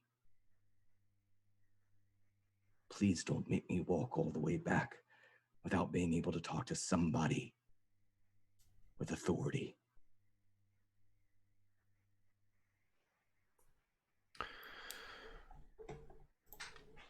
All right, Don. I'll tell you what. You can roll one last time. I'm looking for a 16 here, chaps. I upped it a bit for the will. Otherwise, it's a cakewalk. 16. Damn it. You rolled a 14. It's right there. What? This is a straight convince. Deception, convince, or persuasion? Oh, it's deception. It's act. Sure. There's no trial, right? I'm not losing the plot. Yeah. Yeah, right. Yeah, there's no trial. Not Good. that I'm aware. 28. Okay.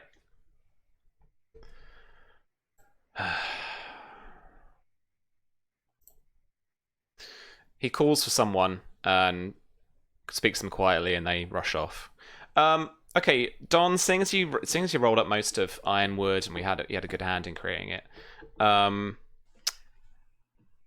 Within the kind of Guardians of the Stone Way, or even now, seeing as that the as is evident, the Brotherhood of the Blood Royal the Order of the Blood Royal have been destroyed. Who's the Master at Arms, or who is essentially in command here now? Oh man. So I mean, the sandworms, who are like their archers and scouts, are kind of the more elite force. Definitely more elite than the garrison. For sure. There's the maester of the house. Yeah. Did I write down his name in here? Godric. I can find it for you. Dorian. No, that was Dorian, Godric was like Dorian. super old, right? He's Yeah. The super old Dornishman. Yeah. All right, so I love it. So this old, and I mean old man comes shuffling through the yard for what seems to be an age. As you two are shuffled just inside the gate and off to the side so that they can start bringing more people through. But you have a small garrison on you of, say, 4 soldiers. And there's another soldier who escorts the maester up to you. I've forgotten if we had... There's no key description in here, but I'm sure we had something in the sheet or whatnot. I forget what he looks like. He old, that's his description. Okay, so he shuffles up towards you. Yeah, Don, I'm sure you've messaged this to me before as well. Yeah.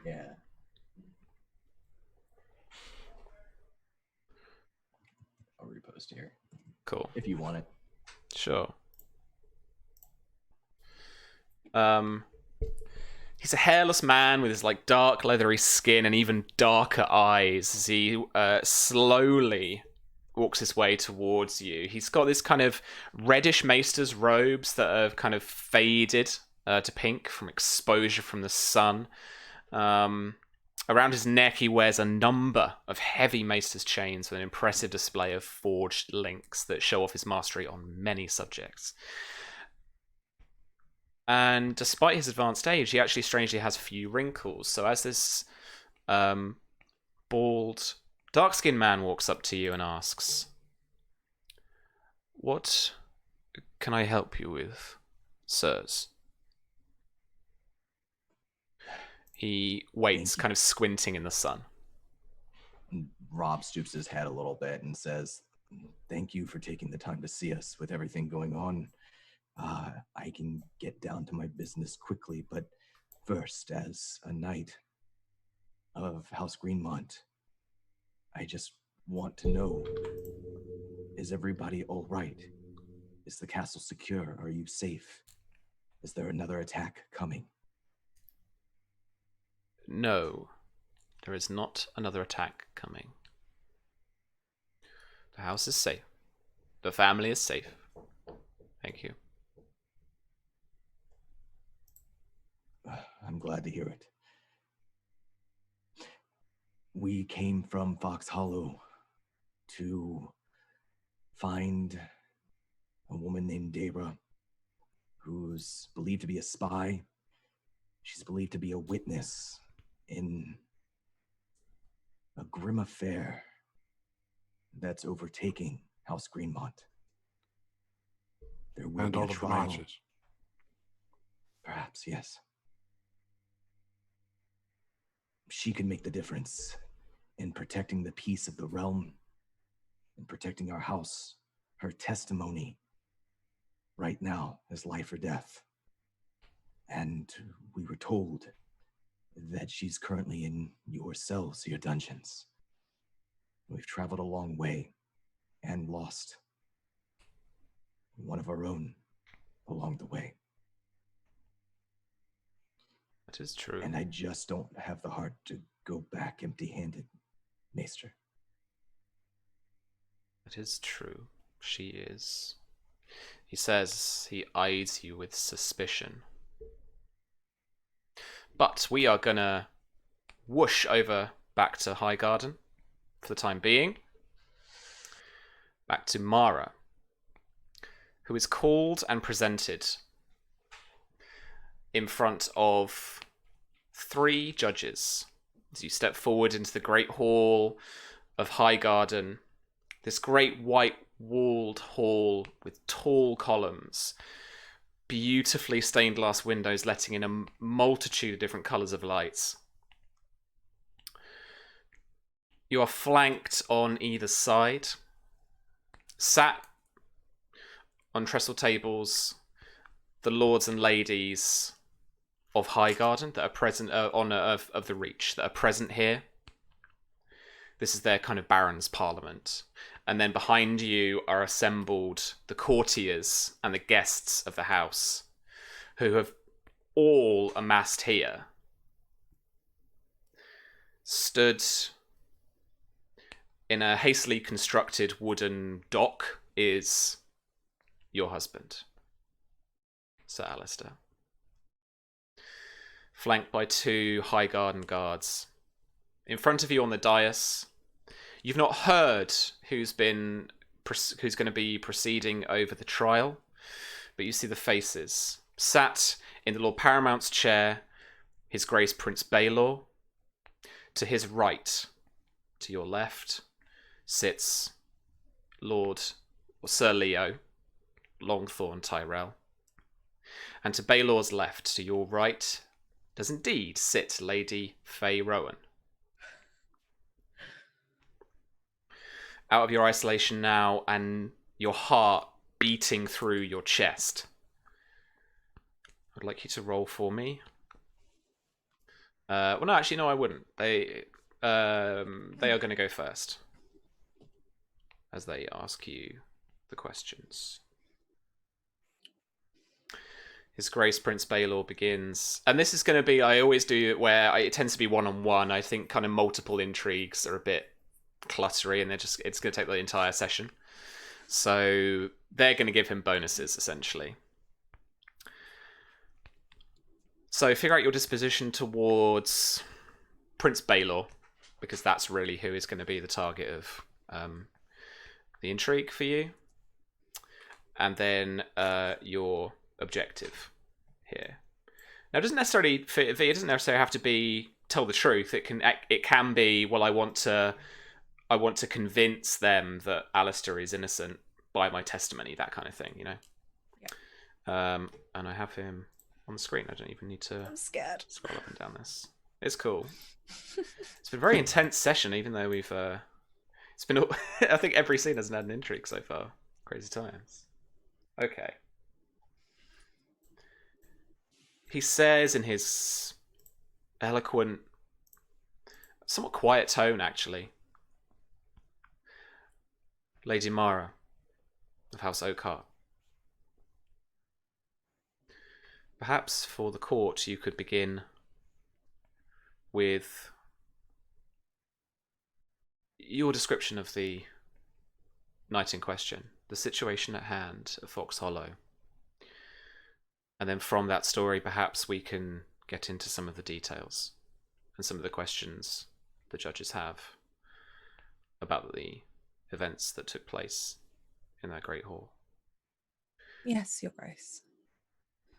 Please. We were at dinner in the hall. The Lady Marcia announced her engagement to Sir Oliver, a man that I knew, a man who was loyal to my father. And Alistair got up and left the hall. He looked pale. I didn't know what was wrong. The Lady Marcia left after him. And then I did too. He is my husband. I was worried. Perhaps he had taken ill. Perhaps the food had not agreed with him. It's all a bit of a blur, if I'm honest. I went out. He was there. We argued briefly. It's difficult. My father's house, under so much turmoil. 2 baby boys just born. So much going on, so many people. I think Alistair perhaps had questions about whether or not I truly saw myself as an Oakhart, whether I felt grounded in his family. And I assured him that I did, that I was. House Greenmont was no longer mine to look after. It was the Lady Marcia's. It was decreed by Lord Leo sat beside you. And she kind of regards him with a curt nod out of respect. So he was walking towards the front to the outside, so I went with him. Thought perhaps he needed some night air. Perhaps it would make him feel better. And he apologized. And I didn't understand until we stood outside, and there they were. Men. Tarly men. Oakheart men. They marched towards the hall. I was confused. I was upset. I didn't know what was happening. I don't know what happened after that. Not by my own account. I only know what I have been told. But within a few minutes, there was the sounds of fighting, and then everyone rushing out, and then after that, I just remember traveling and not understanding what had happened. I didn't know until I spoke to Alistair. So I can't tell you what events happened in that hall or what they look like, my lords, my lady, your grace. I wasn't within the hall when the event took place.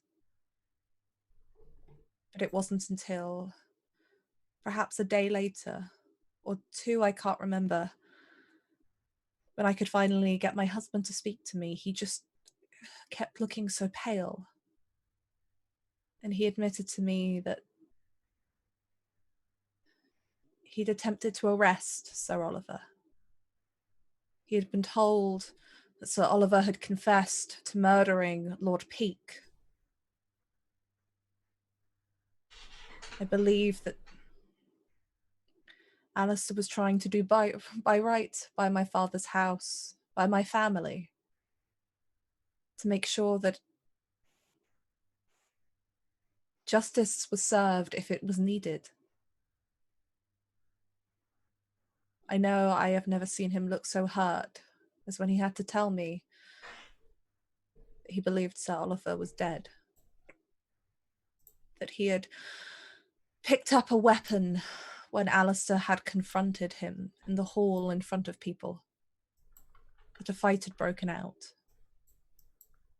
But like I said, I was not in that hall. But that is as much as I can remember from that night. There was a lot. It all happened so very quickly. Okay, I mean, they're going to consider. So if you want to roll whatever your action is, then go ahead. I think here, I guess it would come under convince. Mara is just trying to... She's trying to convince them that this is her truth. This is what she knows to have happened from her perspective. And what she was told exactly the way that Alistair told it to her in that tent, as much as she can remember. But it is truthful that a lot of it is a blur for her because everything happened quickly. She was very confused. So that's what this is going to be. All right, roll on bones for me. And then so that's a 20 plus... so 24 in total. Cool. That is going to be 2 degrees of success. So if it's convince, then it's I think it's your will rank. If it's not, then just check the chart on technique for the influence rank, and then multiply that by 2. Convince will rank. Yep, yeah. So that's 8. Okay.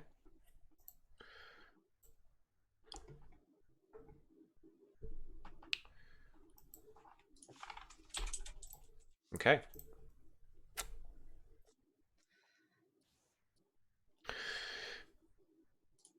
It's Prince Baelor who speaks, who asks questions first. With his dark hair and his dark eyes. He regards you for just a moment and then asks you, "Can you remember, my lady, what your husband said to you as you were inside the keep before he left you outside?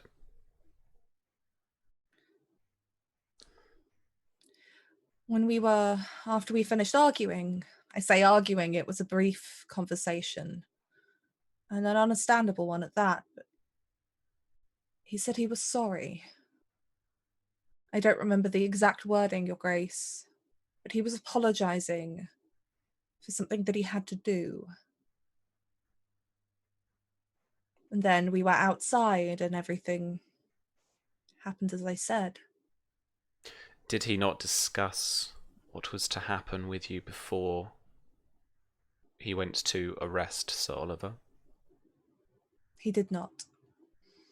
Hmm. When we spoke later, I asked him why. As any woman would be, I was upset that my husband wouldn't confide in me something like that. If he had fears about Sir Oliver, he was worried that perhaps, because Sir Oliver, he's known me since I was a babe. He was loyal to my father. He watched me grow up. I held great affection for the man. He was worried that perhaps I would warn him, that perhaps then Sir Oliver would try to escape before he could be arrested. Would you have? I would not have warned him, not in that way, but I understand why my husband might think I would. In what way would you have warned him, though, if not that way? I would have done as I was taught to by my mother when she taught me how court worked. She was very particular about her girls learning that. I would have gone to the Lady Marcia.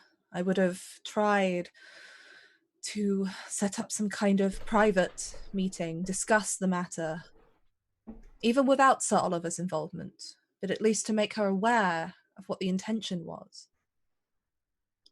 I understand that this may have been difficult. They were betrothed. But that is what I would have done. I would not have warned him in the hopes that he would escape, but if anything, I would have tried to talk him into agreeing to being arrested, to talk him into proving his innocence if he was innocent, and facing his judgment if he was guilty, like any man should. It's Lord Leo who speaks next, and he asks, as Lady Dowager at Fox Hollow, why do you believe your husband didn't go to Lady Marcia? I cannot speak for the exact reasons why. Only my husband will know those. I don't dare to speak for him, but the way that I see it, my lord, would be that Sir Oliver and the Lady Marcia were betrothed. I don't know if they were in love in the way that my father and my mother were, but they had affection for each other. And it is understandable that between any two people with affection, whether that be love, familial bond, friendship, it can be difficult to hear such an accusation against them. Difficult not to want to ignore such an accusation or wave it away. Nobody wants to believe the people they care for could do something terrible. I think perhaps my husband neglected to speak to her, not out of some kind of deception, but out of fear that perhaps she, like any other person, would not be able to see it clearly with her affection for him. The judges look between themselves. Now I'm going to roll just for the kind of questions are starting to kind of pierce you a little bit. They're becoming quite personal, I think. Okay. A 19 versus your intrigue defense. Yeah, my intrigue defense is 12. So 2 degrees, and that is going to be 8 composure damage. Minus the DR, minus right? your DR. Yeah, yeah. We're getting it. Yep. Cool. Okay. It's Lady Rowan then asks, could you perhaps, my lady, describe for the court your relationship with your husband? Marriage my lady. is fairly new to you, isn't it? It is, my lady. And you're expecting Alistair. your first child. I am, my lady. The gods have seen fit to bless me with a child, and for that I am incredibly grateful. I did not know Alistair very much before we were married. I did spend time down at Old Oak before the ceremony. Once we were betrothed, I got to know him. I knew him as a kind man, a gentle man, somebody who loved his family, would protect his family. Our wedding, I'm sure there are many lords and ladies who are here present for it. I was very happy. Since we have been married, he has done nothing but treat me with the utmost respect and kindness. As a woman, you hear many stories about how men sometimes treat their wives. But he's always treated me well. He's always listened to me. He's sought my counsel. I have sought his. I have never known him to be malicious. I have never known him to be deceptive with malicious intent. I do not believe he has ever lied to me. Yes, he kept from me what he planned to do at Fox Hollow, that he planned to arrest Sir Oliver. But I do not believe he has ever lied. I understand that I too hold affection for him. And of course, I would want to see him proven innocent. I would be lying if I said that is not the outcome that I would like. But I would like him to be proven innocent because he is innocent, not because I stand here and speak false words into your ears. He's a keen young man who wanted to stand with his fellow houses when they called for aid. He will be head of his household someday. And he wanted to ensure that the good lords that surround us knew that he cared about the Reach and its issues, and that he would not back away from a fight because it was difficult. That is why he undertook the skirmish with Lord Peake and Lord Tarley. Of course, we know that that was then declared as treasonous, but we were not aware that such a skirmish had not been given permission by the Crown. And so when we received word, we did leave, as an honourable man would.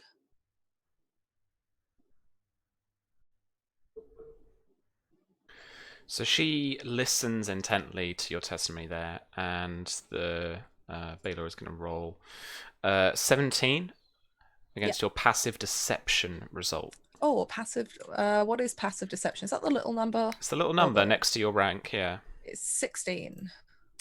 Ooh, okay, so normally I ask for the disposition you feel towards your intrigue target, but I'm going to flip it up a little bit. I'm actually going to ask for your disposition, just for their sakes, to Alistair.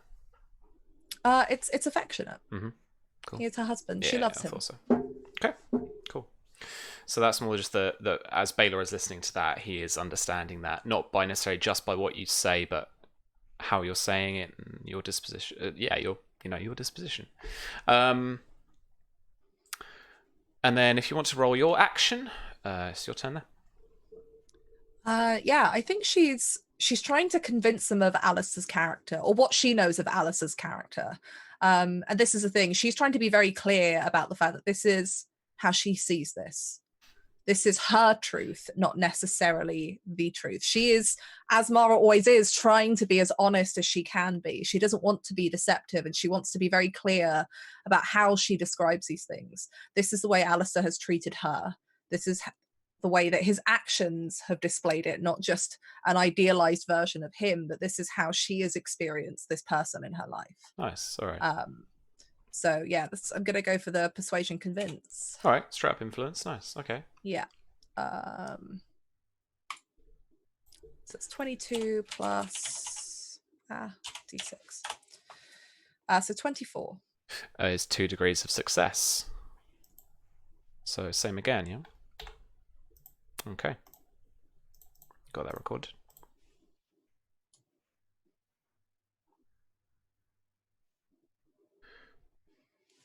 It's Prince Bailey who asks now, my lady, has your husband ever acted rashly?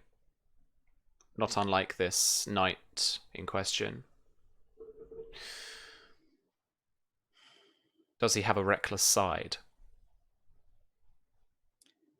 Rashly to this degree? No, I don't believe so. Not that I would consider, anyway. But I don't believe that he has a reckless side. That would, at least to me, sound like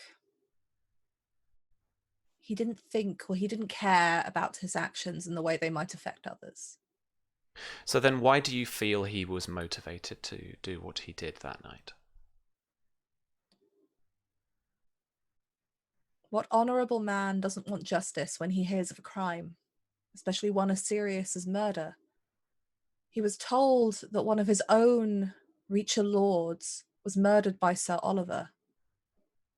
He was told this, as far as I was told, by the Lord Costain. Somebody who was present at our wedding. Somebody who, for all, as far as I know, is considered an honourable man who tells the truth. Is it not his duty to try and ensure that justice is served if he hears of such a thing? This is what I believe my husband thought. But please understand, my husband is a young man. He has not seen war like many of the noble lords around us have. He has not had to deal with the ways of court as so many of the noble lords and ladies around us have. He is young. He has not yet learnt the politics. He has not yet learnt the unspoken etiquettes that there are between noble houses. He was the third son. His brothers, I can't remember if he was the third or the second son. He's like the third, yeah. Third son. We all know that we do not train our third sons to lead. My brother, my youngest brother, was not trained to lead. My eldest was. He has not learnt the etiquette, so I do not think he is reckless. I think perhaps he has not learnt. He is still a young man, not a wizened lord like the ones that sit around me. He will get there in time, as I'm sure many of you have. His blood still runs hot. He has not yet learnt to temper it and cool it. Did you believe that justice has been served, Lady Mara, by the death of this Dornishman? No, I don't. You must understand, this is a difficult position for me. On one hand, there is my husband who stands accused of murder, and on the other, there is a man who looked after me as a child, also accused of murder, and is not here to answer for his crimes. But no, I do not believe that there is justice in outright killing. But then I also do not believe that that is what my husband set out to do.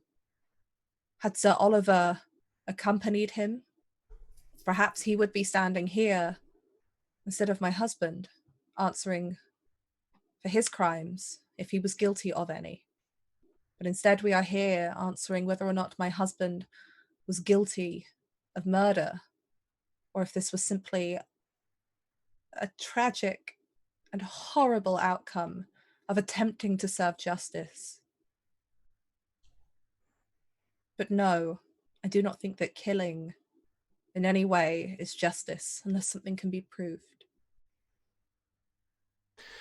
As that question he asked pierces your soul, he rolls a 32 against your intrigue defense. Yep. which I'm guessing is 4 degrees of success. My intrigue defense is, hold up, if I can click the right thing. My intrigue defense is 10. So with a 22, yeah, for sure, 4 degrees. And there's 3 6s in there, which by our crit rules mean that you take 1 frustration. Mm-hmm. So that'll be a -1 dice to your deception and persuasion test for the rest of this intrigue. And it won't soak any of this will rank damage, which will be 16 whole points of composure damage. That would knock me out. Can I take frustration? Mm-hmm. To soak some of that? Yeah, so if your frustration equals your will rank, then you're out as well. Okay. So if your will, I believe, is the other 3 or 4. 4. So you can take 3 frustration, but the 4th frustration would knock you out. Okay. In total. So you've had 1 already, so you can take up to yeah. 2 more if you want to absorb some of that damage. How much damage does taking frustration absorb? By your will rank each time. So if you took 1, no, hang on. If you took 1, then it would take away 4 from his 16 damage. So you're on 12.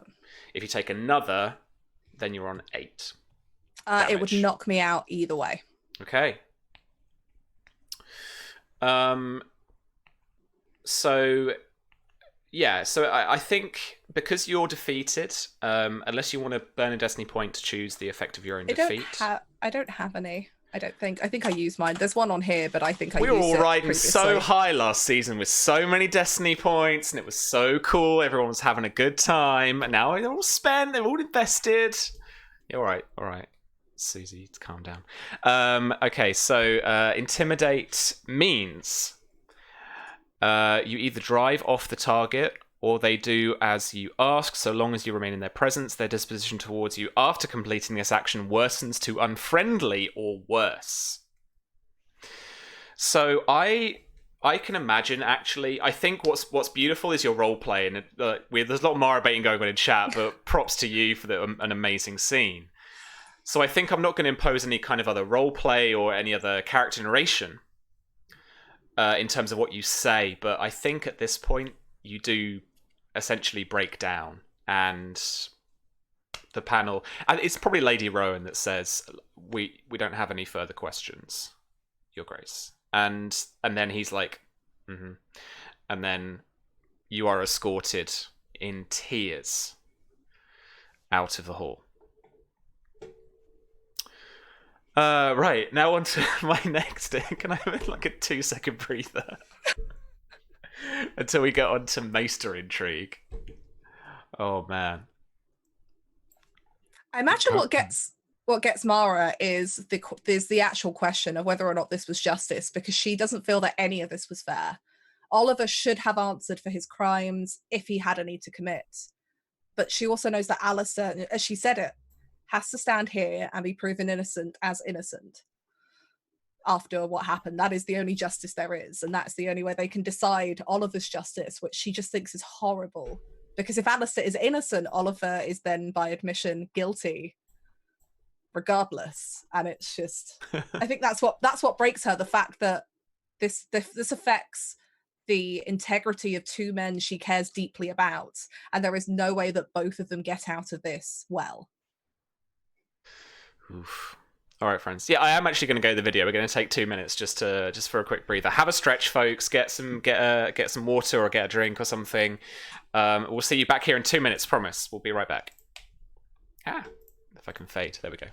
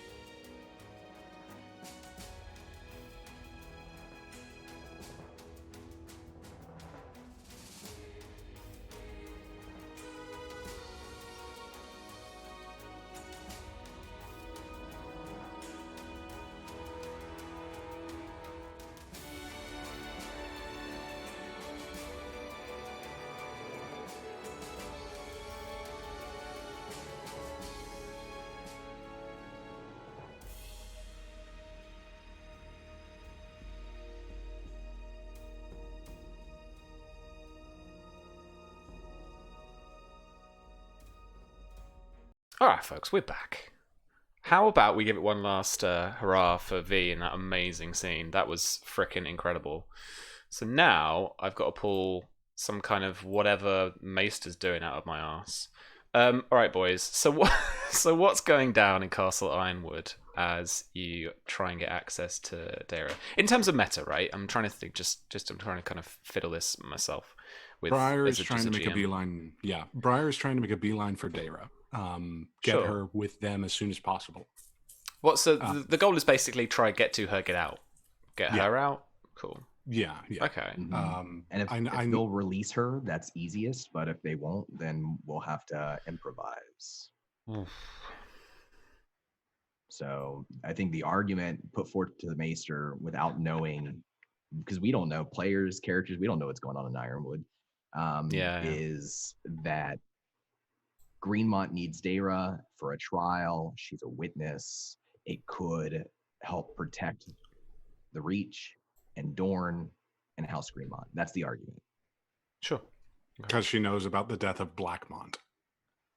Oh, and also Sir Oliver is dead. So, yeah. Okay. So, yeah, we'll keep it fairly short. We will do an intrigue, I think. I regret that, but sure. Okay. So guys, roll for me a breeding test. Status breeding, as we did before.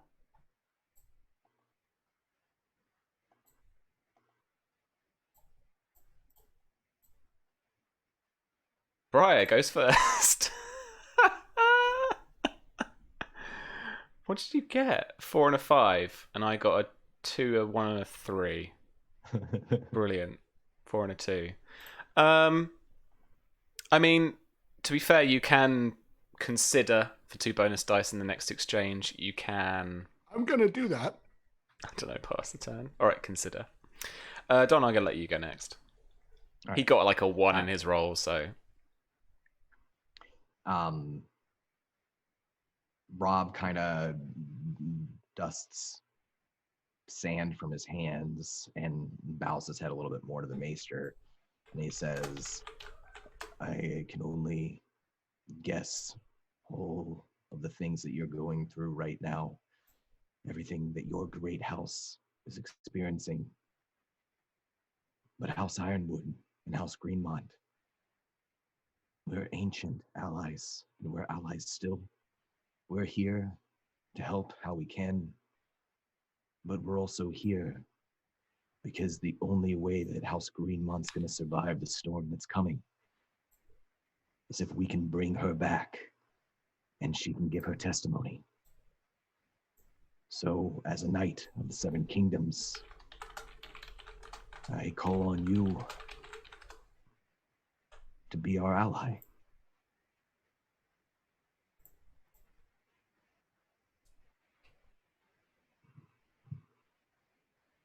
What alliance do you speak of?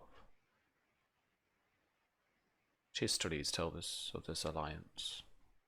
It escapes me just now. He has a kind of maestery pondering going on. So he does that.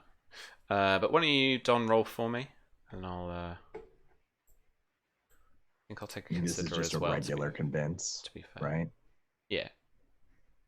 Yeah, if it's influence, for sure.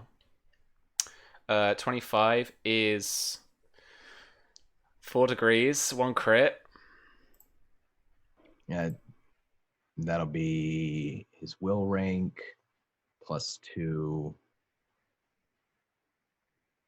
24 influence. Oh, all right. He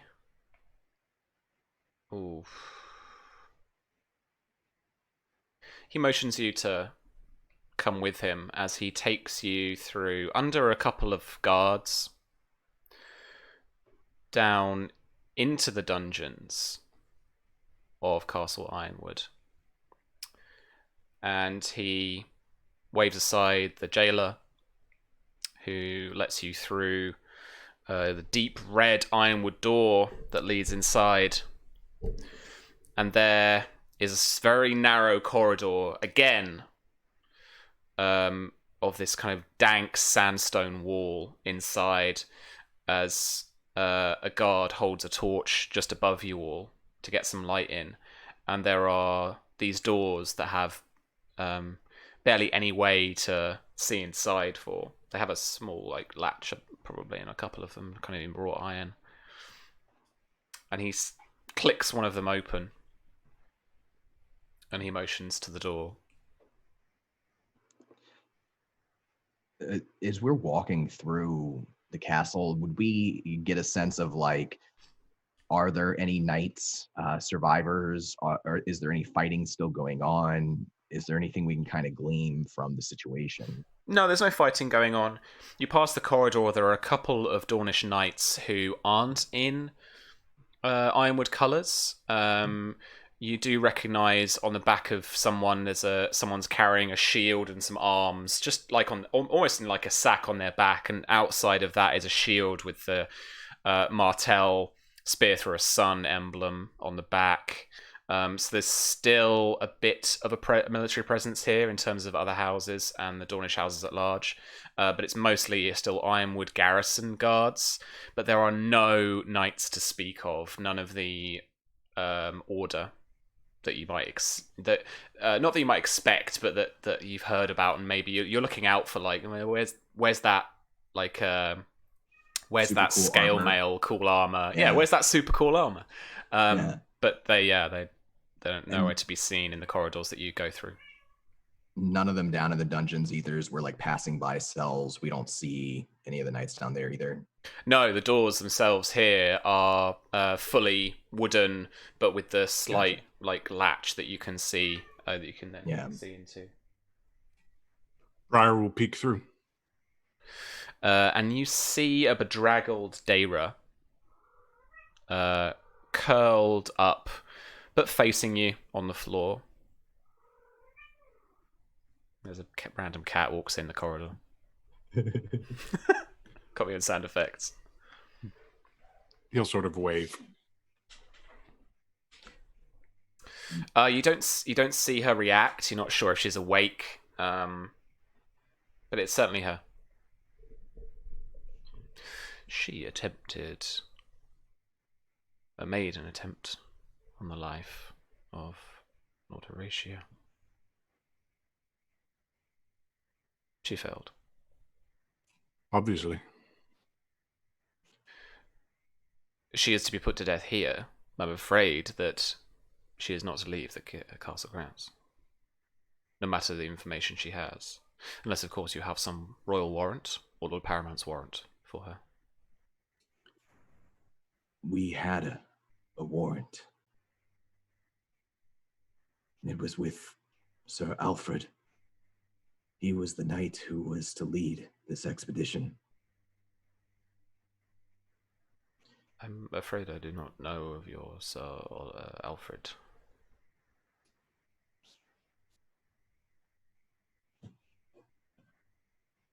When we approached the castle before the battle, I don't know what happened, Maester, but the attack from sea, Alfred was struck. He's gone. We lost the warrant. We lost his body.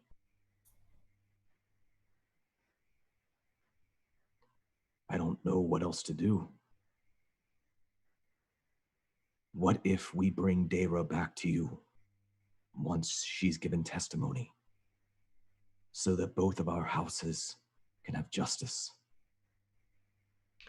I am afraid that is not possible.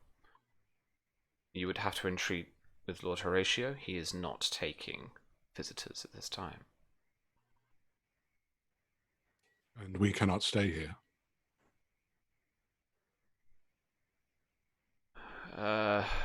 You might return, but I don't see how that would change things, gentlemen. I'm sorry. She is to be beheaded. And just Bryar through the slit in the door that you can see that she's actually looking outside out the door, probably listening to what's being said.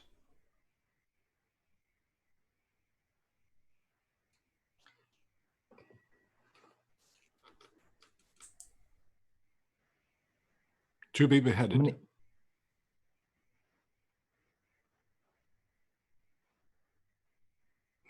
How many guards are there down here? Like 3, and the maester. One entrance, one exit, same way we came in. Yep. A lot more guards outside. Whole garrison. None of the walls have been broken down.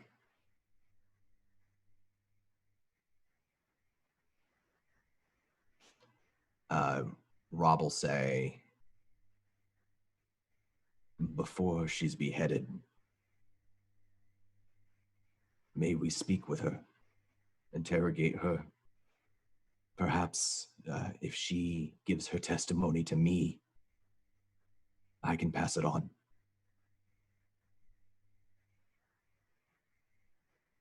You can see slowly with his age, he ponders on that too. Why don't you make me another ridiculous deception test? That's what I do. Yeah, yeah.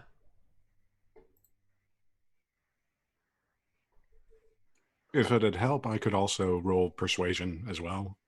On board with this. I don't think Don needs it, but give him a bonus dice anyway for assisting. It's like half, right? So I've house ruled it a couple of different ways in my head before. Basically, I think Bryar is just going to give you a +1 bonus dice. Okay.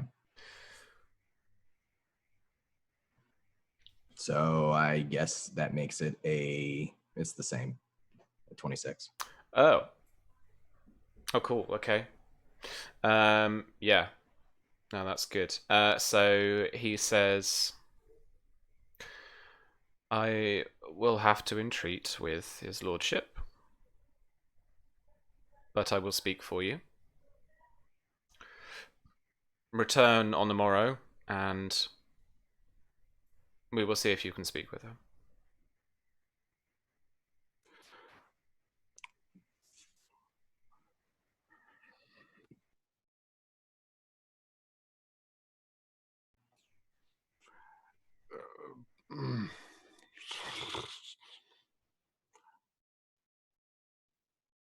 Bryar will kind of bristle at that and go to the maester. He's right in front of you. Yeah. But Right. I say this plainly. We cannot and will not stay here longer than a day. She has sense now, and no further calamity can befall us. At least not at the present moment. Afford us this time now. Please. I feel I am already going above my station, bringing you down here, but I have some empathy for your situation and the journey that you might well have made across the Red Mountains. I will have to speak to his lordship. I will try and do so as soon as I can, but I'm assured that you'll have a firm answer tomorrow. Then I will stay here. Here? In this corridor? If I must. No, I'm afraid that won't be possible. And why not? This is a dungeon. Perhaps, Maester, you might spare a room. There's nothing here for guests right now. I'm afraid you will have to return tomorrow.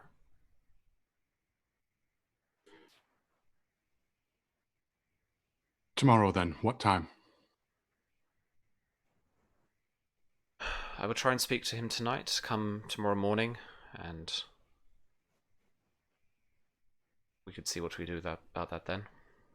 If it is later, then you're welcome to stay around the keep, I assume.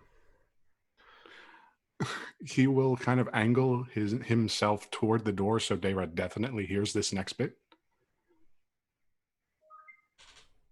Then we will be here before dawn, much earlier.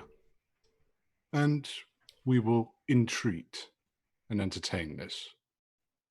But if we must away in the night, we must away.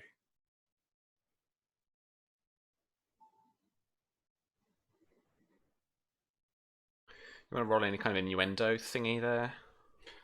I mean, yeah, basically gonna have to, huh?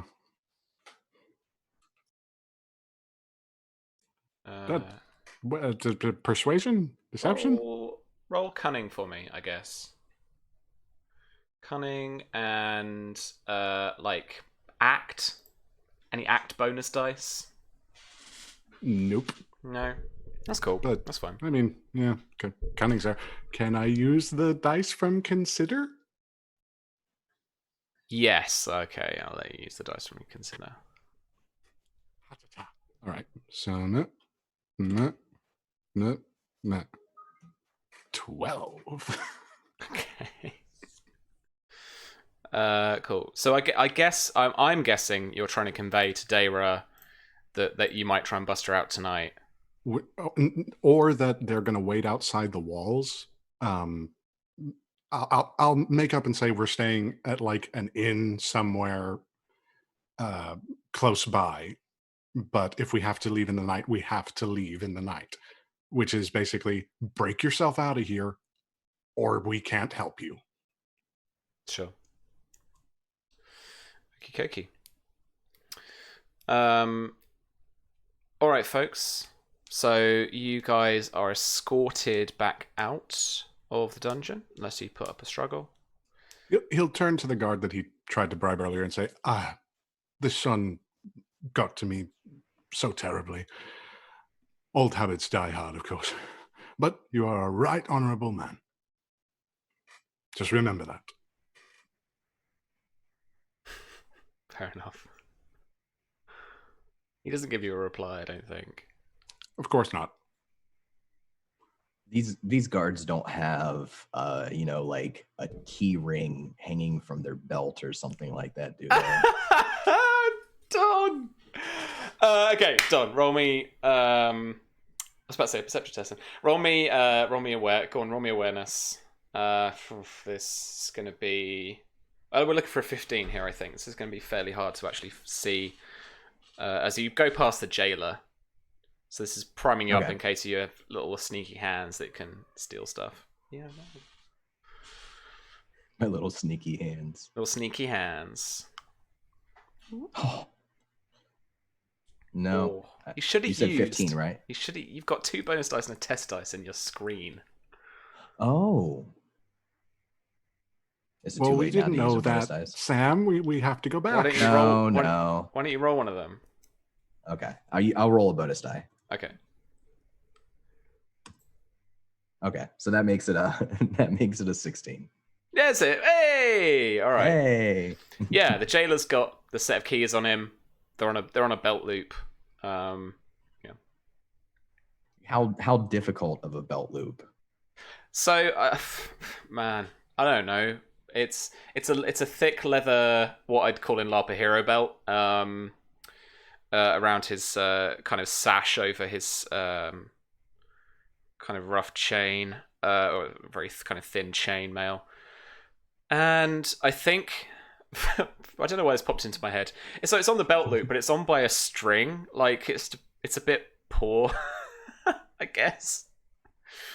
Unless Don, the creator of this canonical house Ironwood, they've got fancy leather straps and stuff. I don't know. They keep it stapled to their skin. It's just on by a string. Like is it like a master key, or is it like a bunch of different cell keys? Oh, dude, no. This jailer is a very important man. He has a whole fucking bunch of keys. You could punch a guy with these keys, and they would like knuckle duster style. You know, yeah, it's like, one for every single door, all that kind of stuff. There's no master key as such. What is your thievery? I'm thinking. Oh, I mean, it's not great. It would be a very risky maneuver. So I think, but Robb's considering it, right? He's looking at it. He sees that there's a key ring. He could maybe take it, but since it's a big, heavy key ring with lots of keys, it's going to be noticeable. It's not going to be quiet, and it's not like he knows which key is the right key. So before like the entire thing's a mess, right? He'd be better off just to kill this dude.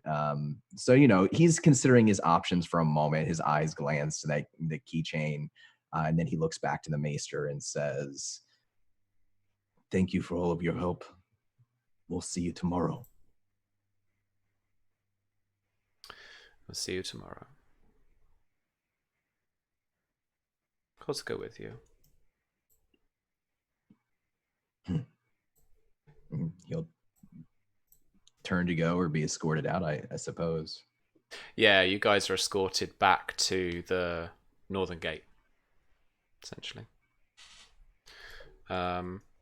If you want, just for a couple of minutes, you can loop back up with Myria. Have a chat. Yeah, I think maybe once they're outside the gate, he would just kind of have a word with Bryar once they're out of earshot of other people and say, "What do you think?" She's broken herself out of places before. I don't know how she could get out of there on her own. You close, the two of you? Not particularly.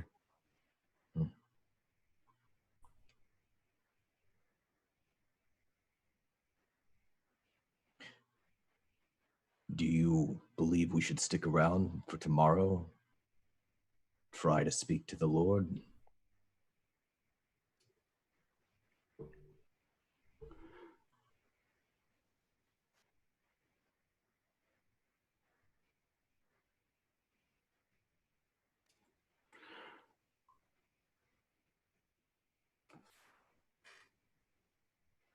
Oh man, there's an internal struggle. Do it. Do it. What would Bryar do? What would he say? Hashtag what would Bryar do? WWBD. He doesn't want to break the promise, so yeah. We wait tonight. If she's there, she's there. If she's not, she can't be.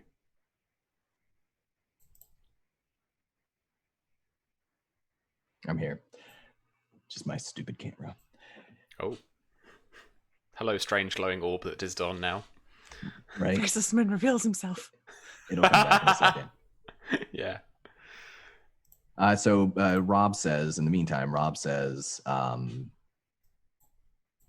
all right, well... Daemon's got surprisingly good scoring thievery. Just going to say that now. I believe it. So that's why it's like, okay, she does it, she does it. Yeah, if not. Yeah. What did I roll? All right. Fine. It's GM roll, right? For a... Mm-hmm. Cool. Just asking. For no reason. No reason whatsoever. Robb says, well, let's go back. Let's get some rest. I can take first watch tonight. Tomorrow, we'll do our best.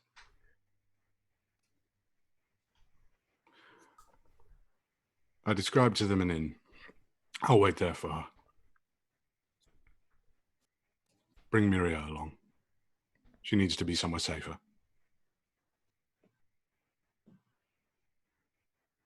Where do you want to wait tonight? I'll assume there's like an inn somewhere that I sort of described or whatever, but basically that's the link up point. I imagine there'd be one like closer in towards the harbour, because they've got this little harbour town. Mm-hmm. So if you want to use that, you can. Yeah, that. But it's probably going to be essentially more heavily patrolled, more heavily guarded than so the kind of the path that you were on. It's just I think for characters it's going to be interesting to point out and that you would have an inkling of this, that like they've consolidated. There haven't been any guards actually like guarding the stoneway at the moment right now. That's why you've had the tower to yourself. So they'll probably eventually push out there back to the towers and the watch and stuff. But right now it's going to be castle, and then the kind of second circle of attention might be the town. But that's about it. Let's just hope they're heavy sleepers. And yeah, basically just wait at the inn, I guess. Or actually, no, Bryar would probably offer to get Myria. I think we should stay here at the tower. I don't think Myria should go into town. She would be recognized there.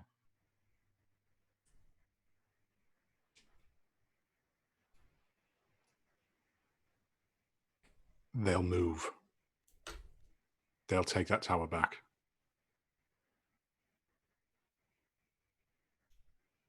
I'll keep watch. If they come, we'll go.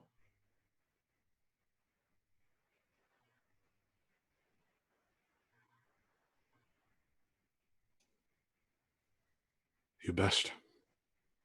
And he'll outstretch his hand.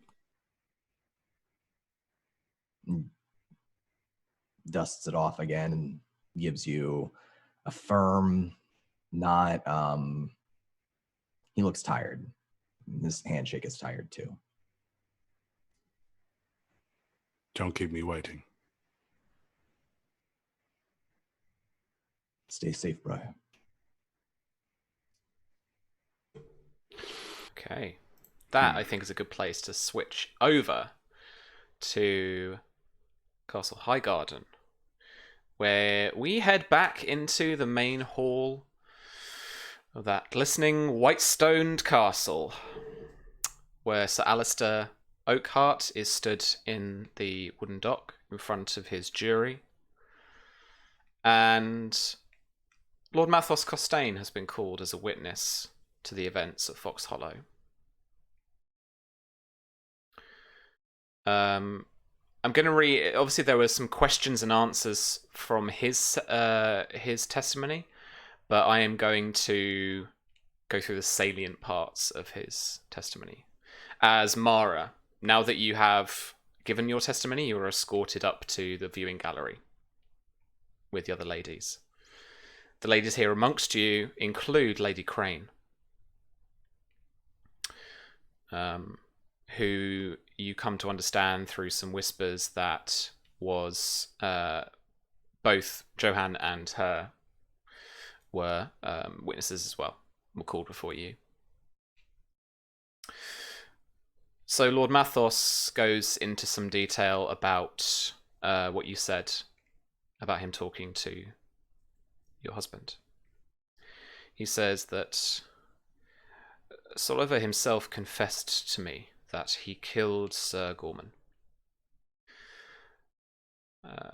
House Ironwood went alone to the Battle of Vulture's Roost, so it seems, perhaps in order to gain glory for themselves, or, as I believe it, Your Grace, in order to stage a rescue of Lady Myria Greenmont, due to a plot with her uncle, Lord Blackmont, to see her free of Summerhall.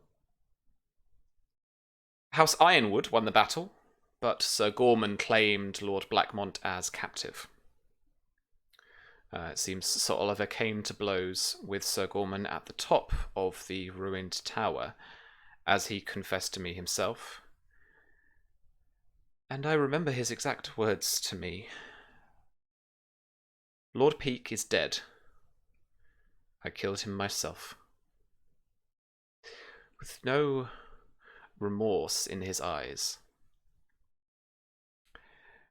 It was clear to me then that he needed to dispose of Lord Blackmont, the only collaborator in a scheme to free his god's daughter from the crown and take her back to Ironwood. What he planned next at Fox Hollow, where he was when this happened, I cannot say, but he attacked me for my probing questions. And only as I backed away into the corridor from his clutches while he tried to steal the knife I had at my side, did he stop.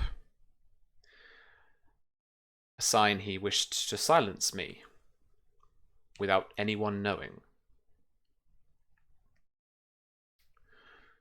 And as he's asked about Alice's involvement in what was going on, he continues about the events later that day. On a hunt the Greenmonts were hosting, I told this all to Sir Alistair,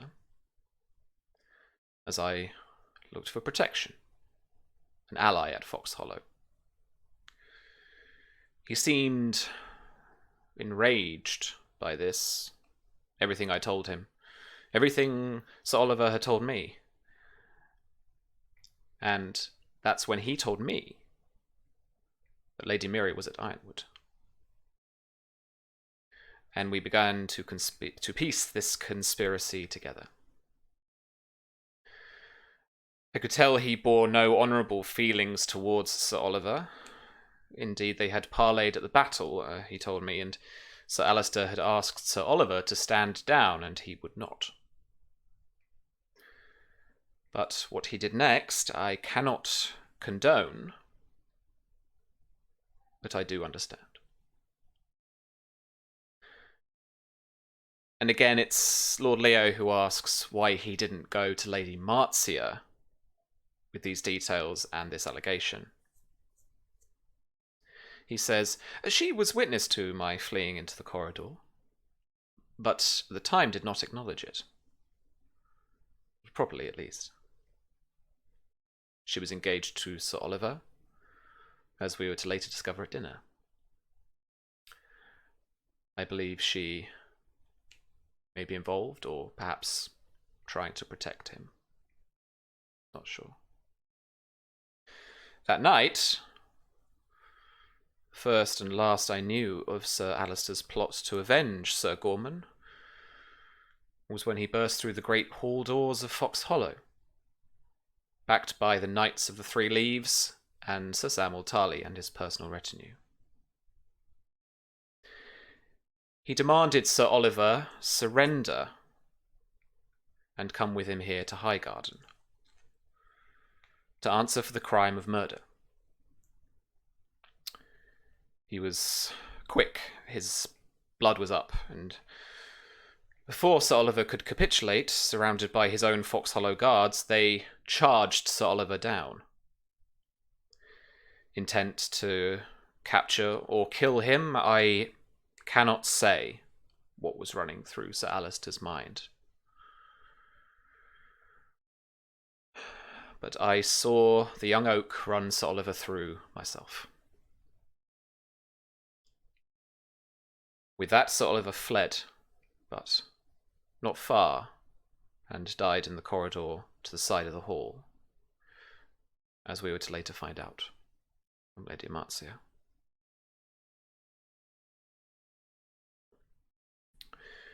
He's kind of thanked for his testimony, and then somehow he launches off into a kind of like a tangent, he launches into something new. Your Grace, as reckless as he was, and what is an indisputable betrayal of the right of hospitality, the actions of Sir Alistair represent a right of all Reacher and Marcher houses to defend their lands and titles from Dornish aggression. And Mara, from this gallery, you can see that he's not really addressing Prince Baelor at this point. He's addressing the hall. With Greenmont's history in the Red Mountains questionable, given they owe their allegiance to his court, I might understand his apprehension about speaking to Lady Greenmont or the house at large. And with all respect to his grace, what would it mean for the lords of this realm if Alistair is to be shown as an example of justice for an exiled and dangerous Dornish lord who killed a Marcher lord by his own admission? Does that not leave the Marcher lords powerless to defend themselves? I'm gonna roll some dice here. And for the sake of a meta, I'm going to tell you I'm spending a destiny point. Oh, come on! Fucking hell, Mathos. Alright. 28. Yeah, okay. Cool. You can see visibly that Prince Baelor is as calm as you've known him and clement as he comes across. You can see that he's getting frustrated by what's being said, and he stands and thanks Lord Mathos for his testimony, and Lord Mathos is even escorted out, not just only by Highgarden guards, but by the knight, the bodyguard knight himself, one of the King's Guard that's here. So with his testimony, then later comes Sir Samwell Tarly. And Sir Samwell, from what you see, stands nervously as he stands in front of these judges. And he's asked some simple questions at first about how he knows Sir Alistair, which of course he doesn't explain everything that you know about the pair. And he's asked to explain what happened that night. And as he starts to say his words, nothing comprehensible comes out, and he starts to cough. And that turns into a fit of coughing. And there's an audible gasp from the court and from the lords and ladies who are positioned to his flanks that you can't quite see what's happened. But as he's been leaning over, as he stands up, you see a stain of blood on the floor, like a splat. And then he starts to kind of almost fall back. He goes down to one knee and he's coughing some more, and more blood is pouring out of his mouth, down his front and down onto the white stone floor. And he slumps to the side, and a couple of the guards race forward and essentially try and block off some view from from everyone else, from the two sides and from the galleries. And then Sir Samwell is walking slowly, but he is escorted and held up and walked off with the maester to go to the maester's chambers from there. Prince Baelor is shocked and asks for a time. What's the phrase? Like a pause in the Reprieve? Yeah. It's like Recess. a recess. Yeah, there's a long recess. While they try and ascertain what's gone on. And I am like, in a way, wrapping up, but I'm just kind of explaining the broad strokes of it. So there's this long recess for probably the rest of the afternoon as Samwell is examined in the maester's chambers. I want you to make me a streetwise check, actually. I want to see what rumors you get from there, from what you hear. Oh, okay. This is going to go terribly. I'm not very good at this. What does that come under? Awareness? No. Knowledge. 11.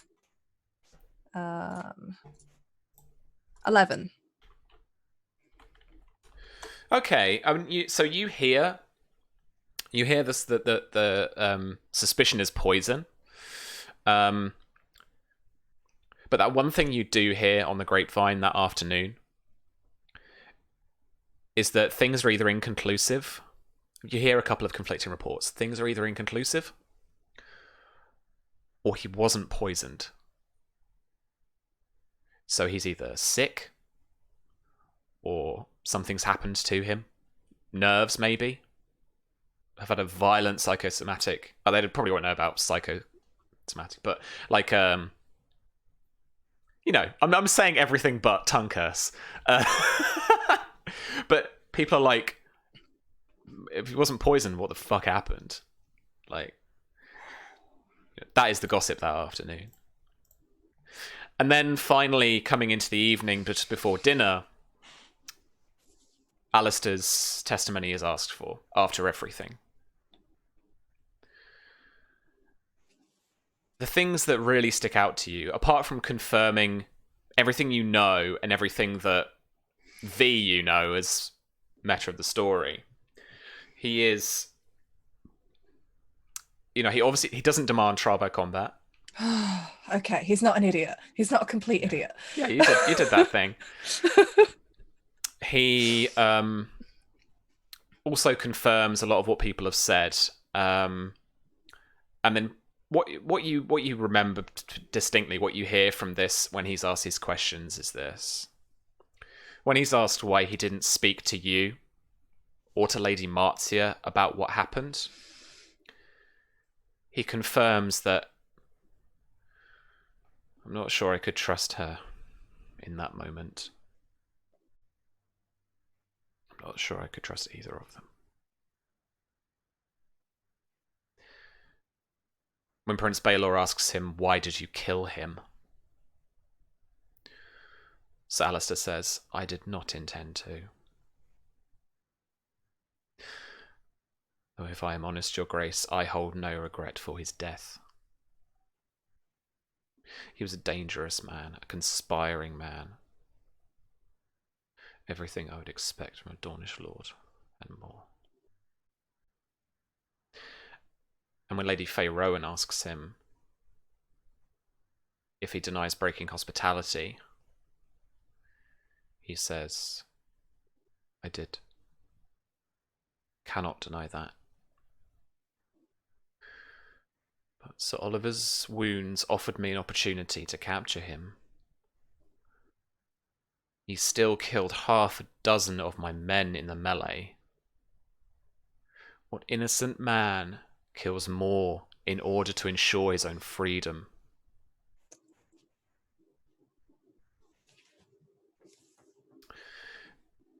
There is a short recess, and with your heart in your throat, the judges come back onto the panel and call for order. Prince Baelor then declares,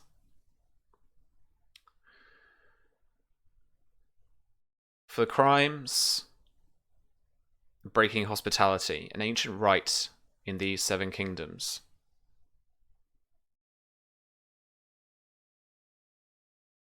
and for the murder of Sir Oliver Yronwood,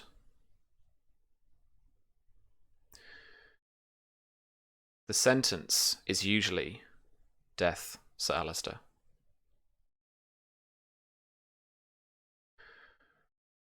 But this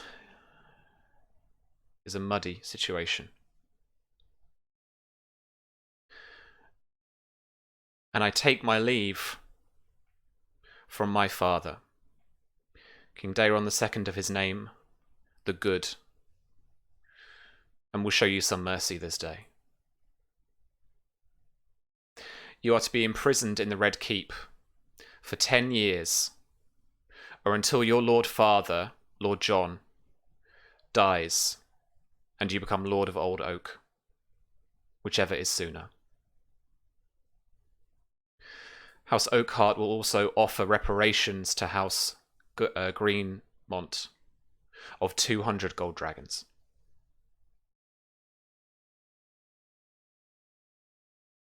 That is all.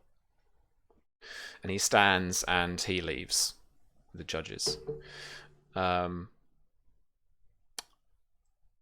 Alistair is pulled out of the hall, and as he looks about quickly, trying to glance for you, and just over his shoulder he sees you and locks eyes with you as he is escorted out and through the main oak doors of House Highgarden, or House Tyrell. That is where we will finish today's session. Oof. There were 3 possible judgings.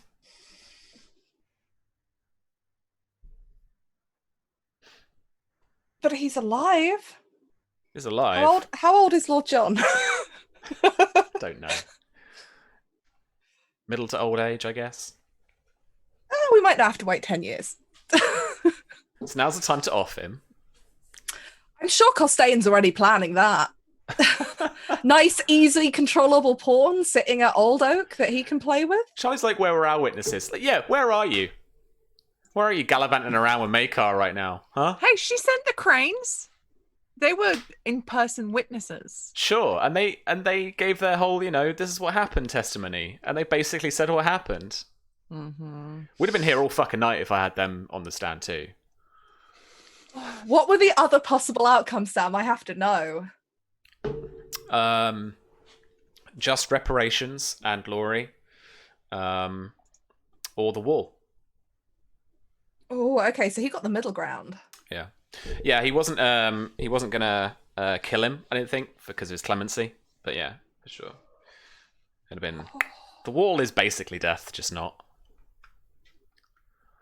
So It's a very cold, long death, is what the wall is. Yeah, pretty much.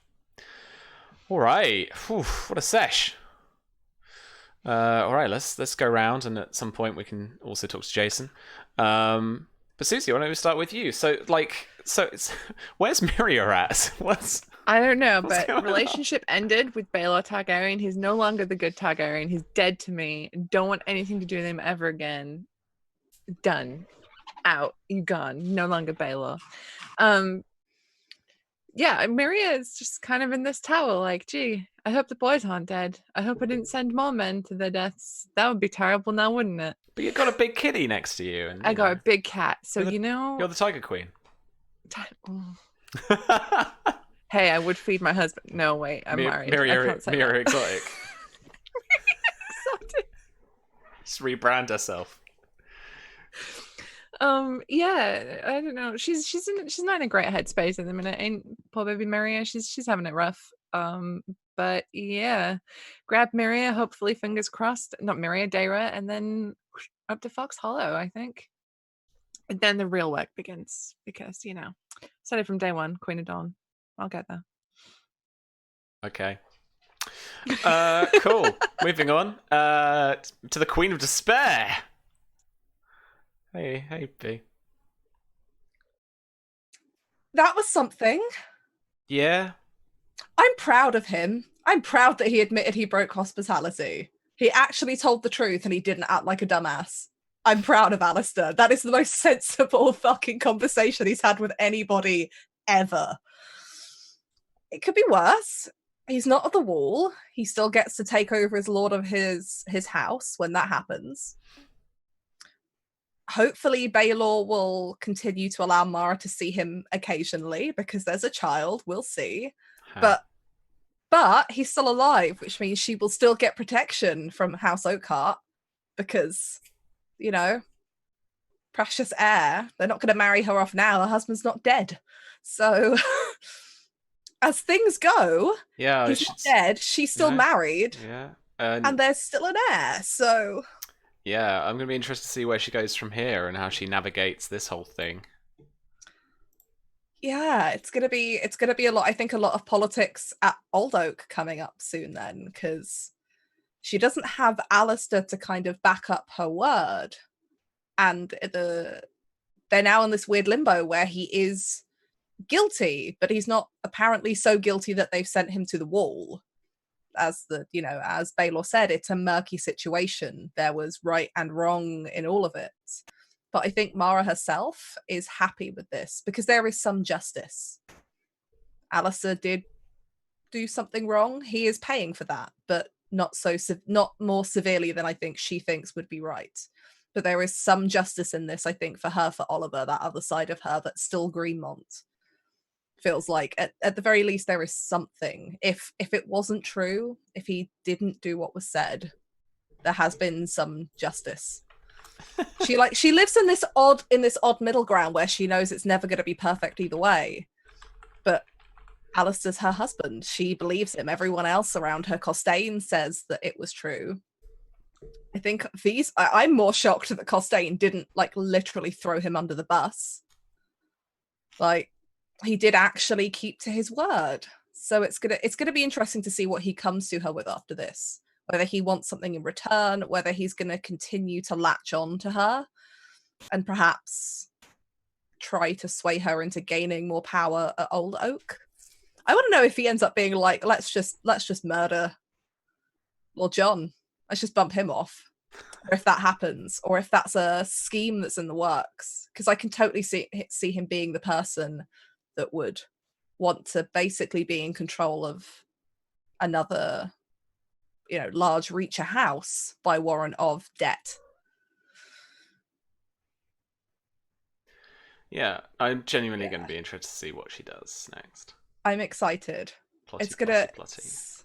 Yeah, I think this is actually worse than if he'd have died or just got off without anything, like how Mara feel, or went to the wall, like, because now this is horrible limbo that she's going to be stuck in for a while. I'm excited, but I'm terrified, and I'm sorry, chat, because I know that everyone's probably super pissed he's not dead. Fair. All right. He was wrong a bit. All right. Don, it feels like you have things to say. Oh, I just have feelings. They're just feelings. No, I love the trial. I really did, and I thought it was going to be, however it played out, I knew it was going to be fascinating, and I think it was. And just seeing all the actual intrigue of the different parts of the trial and seeing how they kind of played into what ending happened is, that's like, I don't know, that's like old school, choose your own adventure kind of like pathy video game kind of like, that's I love that, right? Like this and this happens, therefore this is the end that we get. And I liked seeing the mechanics behind it and then seeing the role play on top of it, which was really good. I enjoyed that. And it was good to find out. I feel like we at least learned a little bit about what's going on in Yronwood because we were clueless before. So we knew that. I struggled really hard to not do any murder or not, but I did it. I made it through the entire episode. Good job. So I'm feeling good. I saw you thinking about it. Nice. Always. I'm excited to see what happens next. I know this is coming into the end of the season right now, so I'm sure there's going to be some big booms coming, and I'm excited for everybody's individual storylines because they've all they're like right at the boiling point, all of them. So that's really cool. I can't wait. I had a lot of fun just hanging out and playing with everybody here, but I will be back soon. Whenever we return to Dorne, I shall be there. I can't wait. Awesome. Cheers, dude. Yeah, and Jason, Bryar's in the same boat, pretty much. Waiting out. Waiting for Daero. Yeah. I was so conflicted. There was half of me that was saying, okay, now we just have to go and have an adult conversation with Myria. Like, we can't do this. But he saw how much she meant to her. So it's like, you don't break that. So, man, I'm not worried. It's fine. She has a high enough thievery. And if she's not there, she's not there. Yeah, not like I can do anything about it. I rolled her thievery. I was surprised by her 4 dice in thievery with a fucking +1 bonus dice in pick locks. I was like, wowzers. All right. But yeah. We'll see the consequences of that roll, whatever they may be. I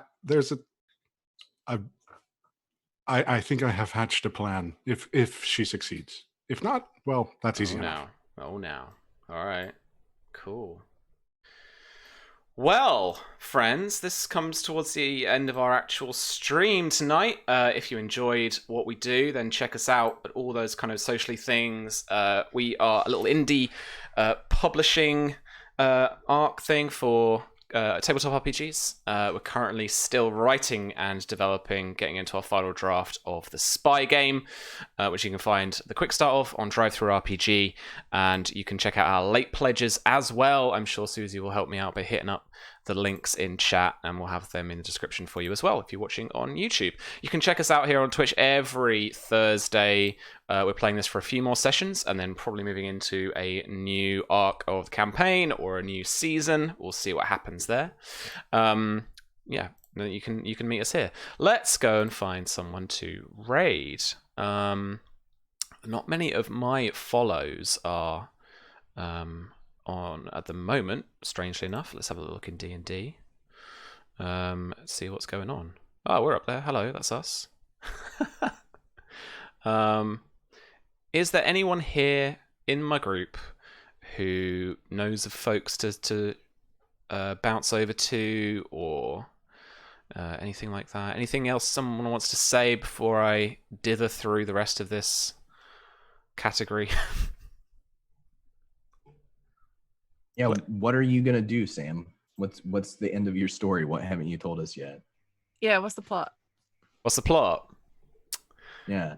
Who's the bad guy? Eddie, and what does he do? You know, it's Costain. you know who the bad guy is. And to be fair, that's just the bad guy, the political plot I have. Like, that's not even the full shebang. All right. We got Scrat up here, so I'm gonna jump into chat here. What's their full name? Oh man. Just Scraticus, right? Boop. Let's try it out. It was Myria all along. Twist ending. Yeah, thanks, James. That's what it was. It's me. That work? Wait, there we go. All right, folks, stick around. You got Scraticus. They are streaming some Heroes of Humblewood, which I can only imagine. Yep, I see a language proficiency, which means it's D&D. So yeah, check it out and follow us on here every Thursday. We'll see you next week for, I believe, battle time at Blackmont. So we'll see you then. Have fun.